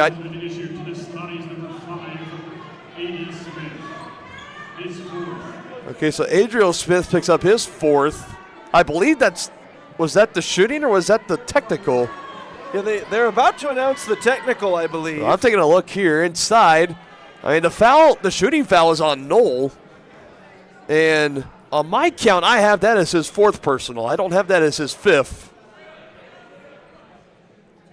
Of course, I'm not the official scorekeeper. I'm scorekeeper / broadcaster, trying for my own notes. So I think Nola fouled out, and then the technical, I think, was given to Smith. Substitution for the Scotties, number 12, E.J. Coleman. So, yeah, I mean, and Coach John Oler is talking with the officiating staff, and he's going to have to try to finish his game out without his star freshman from Las Vegas, Nevada, Colton Knoll. And on top of the technical, you got 2 free throws here for Gavin Harvey. Costly mistake here. The Cavs now with a 4-point lead, and they're looking to make this one hurt, and Gavin does it on the first attempt. A new season high 5th made free throw for Gavin Harvey.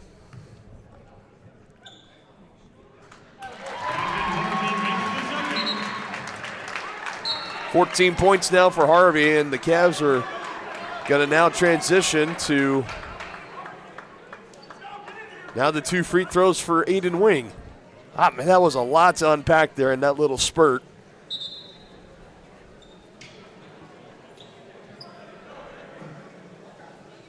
Now they're going to signal Cruz to go over to the bench.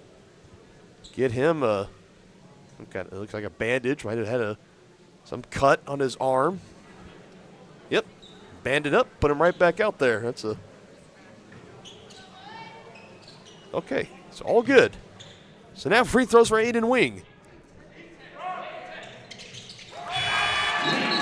He finishes the end one. Easy to lose in the midst of all that just happened there.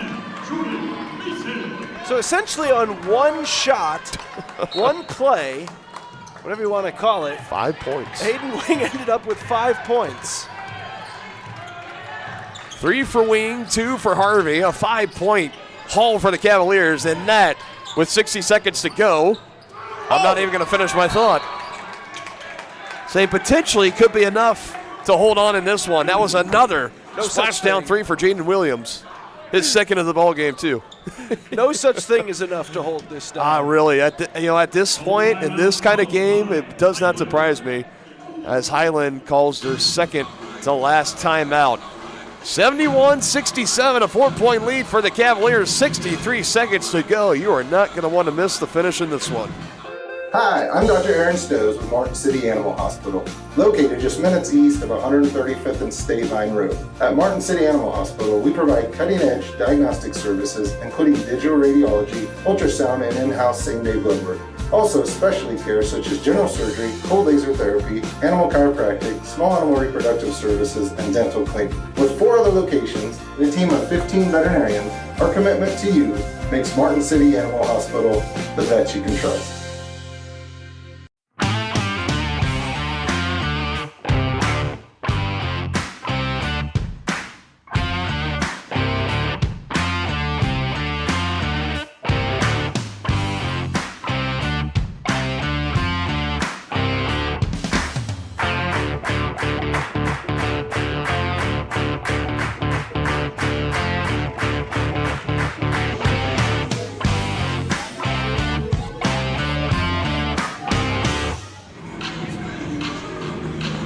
As expected, this one is probably going to be coming down to the final seconds. Very fitting. Johnson County, they won by double digits back in January in the first matchup. This game has been back and forth the entirety of the way, as Tavian Cruz is going to be fouled in the corner. And with the double bonus in effect, it is 2 free throws automatically every whistle for Johnson County. Fouls really piling up here for Highland. We've already seen their leading scorer Colton Knoll exit with 5. That's 4 for Jaden Williams, who just had a late big 3-pointer before our last break to bring Highland within 4. But now this could be a game for Johnson County. Make your free throws. You move to 24-0 as Tavian, with 1 minute to spare in the ball game, collects his 10th point. And he locks up his 13th double-double of the season in career number 27. He is now 3 away from tying the all-time record, 4 away from becoming the all-time leader for career double-doubles in Johnson County men's basketball history.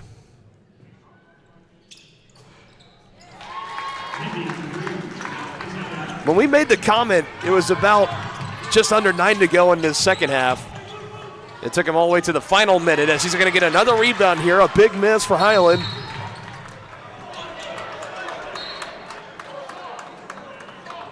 And this could turn into one. It's not going to surprise me if there's an extra technical or two handed out here to Highland, because every whistle that comes in, they are getting more and more exasperated. Class A technical foul has been issued to the Highland Community College head coach, John. Well, right on cue.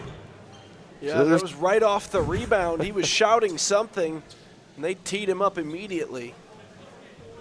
Now, this is that point from the players and the coach, because you've had technicals handed out to both, that you got to try to, I know if it doesn't go your way, you got to find a way to keep your composure, though, because now we mentioned that last technical. It gave Johnson County on an and one free throw. They just throw him out. He's gone. Oh, my goodness. Being escorted out by athletic trainer Tony Tompkins, and the day is over for John Oler. Jawing at some Johnson County fans on his way out too, and slams the door open. And this game was in the reach for anybody to go at the 3-minute mark, and then all of a sudden you've had 3 separate technicals, 2 against the head coach of Highland. He gets ejected. Aiden Wayne just continuing to make free throws as he's going to have 2 more here after just knocking down 2. Oh my goodness, this is something. Well, they might get a double-digit win after all. Maybe so. And it'll all be on technical foul free throws. So now it's Connor Sevier, that assistant, now steps up in the head coaching role, and Aiden Wing just goes on a 4-0 run at the line thanks to those back-to-back technicals on head coach John Oler. And on top of that, the Cavaliers, a 10-point lead, still have the basketball with 50 seconds to go. Foul called on the Scotties, number 4, Tavian Tate. It's first. Well within the double bonus range for Johnson County. Aaron, it's hard to believe that it was just maybe a few minutes ago of game time. You go back 90 seconds, this was within a 2 to 4 point game, and now it's could be looking at a 12-point game when these free throws are all said and done for Trey Fulcher. Just unreal. Well, 6 technical foul free throws assessed will certainly help do that. No doubt. Yeah, and credit to Johnson County, too. Getting the chance is one thing at the line. To be able to knock them down, that's another.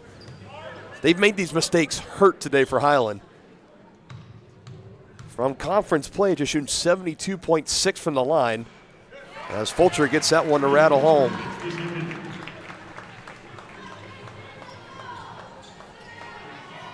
Five Cavaliers in double figures. Trey Fulcher, one of them.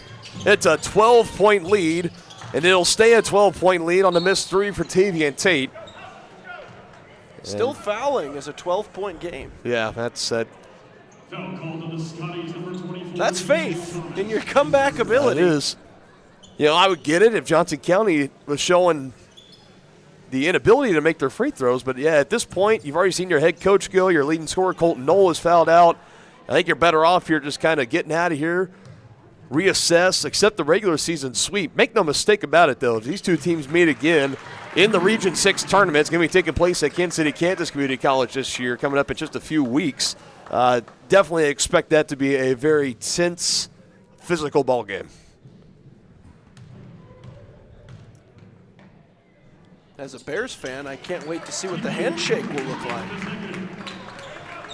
Well, I think between coaches it's going to be pretty civil. From between players, that could be different. Although for Highland, I mean, I think if you ask them, their beef is just with the officiating crew. It's not necessarily with any one player or two of Johnson County. Potentially true. But yeah. Did I finally find a bit of a deep cut that was a little too deep there for Dylan? Maybe, Did we finally do it? Are you talking about Ben Johnson? The little, you know, if it's Matt LaFleur, you know, maybe. But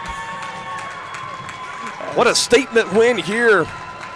81-67 is going to be your final score. There's going to be a shot clock violation as they can't quite dribble it all the way out. So maybe the final score is not going to quite be that, but we'll see. This last second three-pointer is going to make us feel very silly up here, Dylan. calling out the final score. So calling quickly. bad beats of Scott Van Pelt.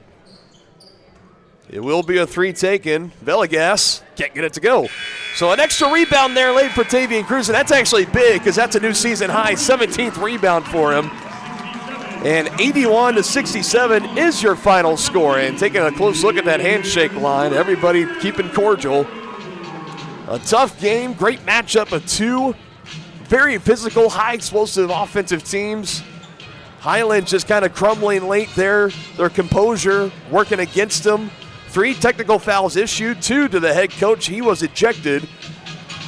And the other to a player, Colton Knoll, their leading scorer, fouling out of the game. That opened the door to Johnson County to winning it by double digits. Who would have thought that in the second half at any point when we were trading off 1-point leads? I certainly didn't. But technical free throws will help you with that. 81-67, your final score. We step aside. We'll have the final game steps. Wrap up the broadcast here from the field house on Johnson County Sports Live. Stay tuned.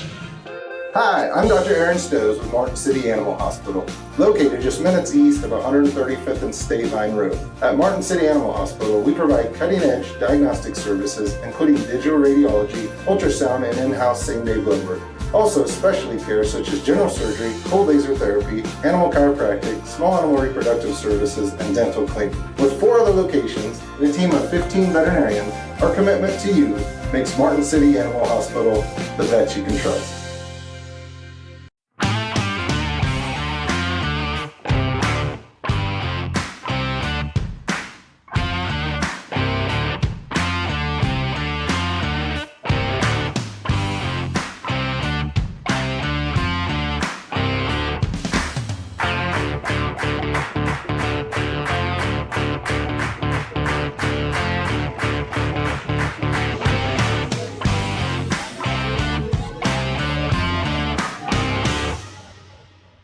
For more than 20 years, Gherkin Rental has been the place to go to get the job done in eastern Kansas and western Missouri. With a huge selection of quality equipment, from roll-offs to trailers, telehandlers to generators, power washers to popcorn makers. Experienced equipment professionals and clean, well-maintained tools to help you get the job done right the first time. Gherkin Rental. Stop by any of their 13 locations across the KC Metro or call 855-GHERKINS. That's 855-437-5367.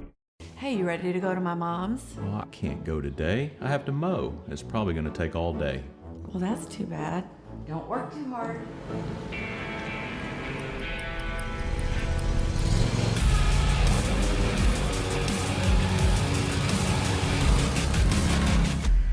Dixie Chopper. Speed when you need it. See the full lineup at hersinc.net. Call 913-247-3530 or just stop on by.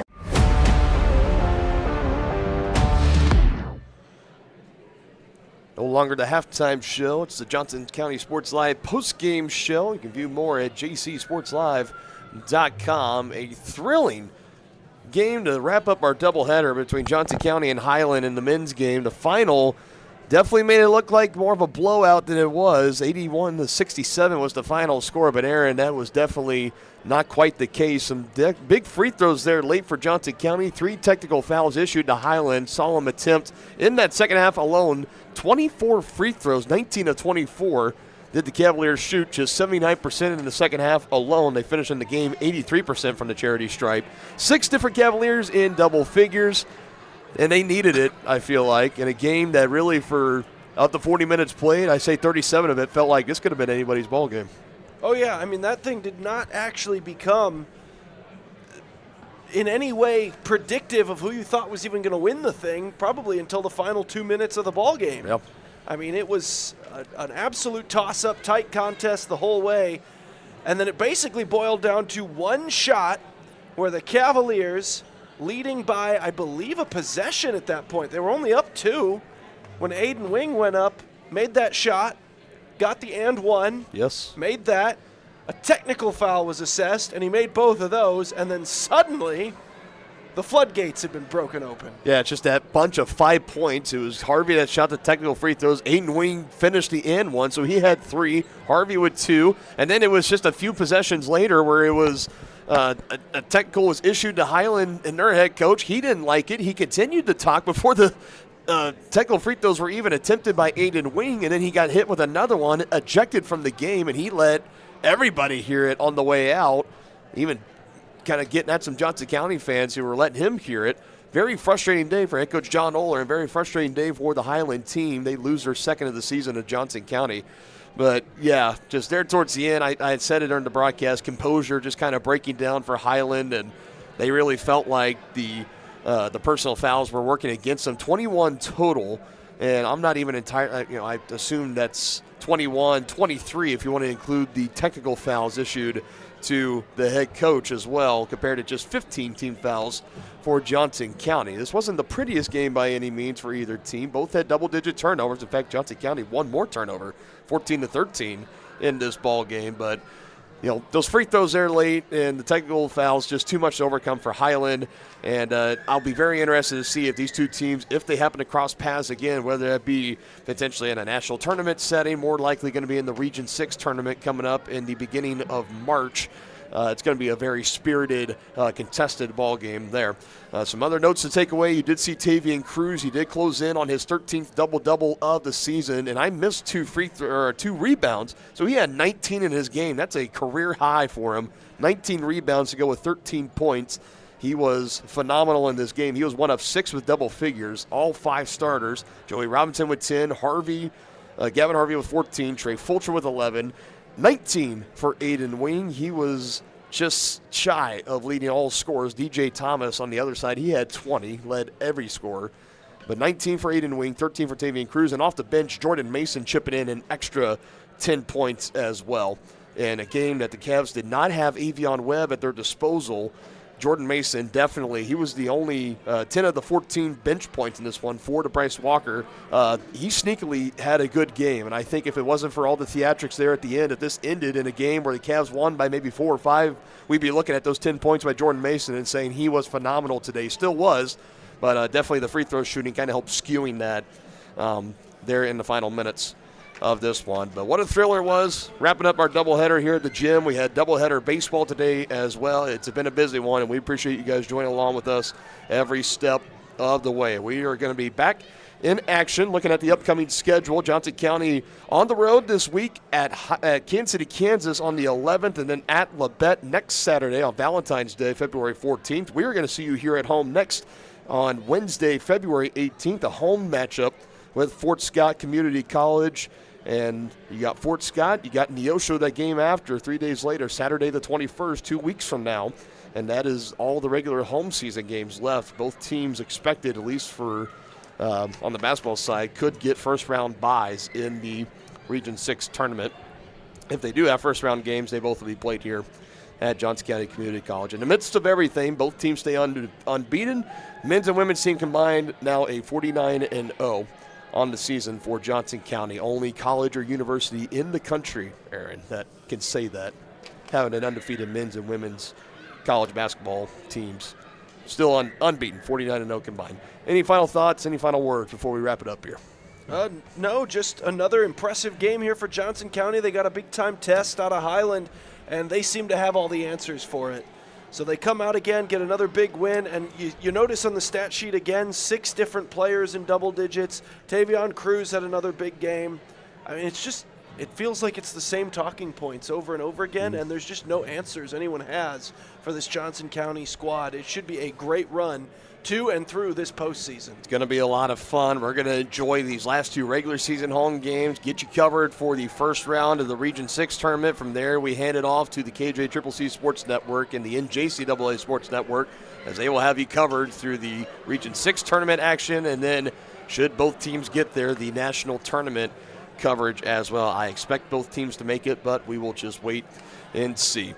Finals here at Johnson County. We are done. Everybody have a great rest of your weekend. We will see you in a couple weeks here on your home of Cavalier Athletics, Johnson County Sports Live. Take care, everybody.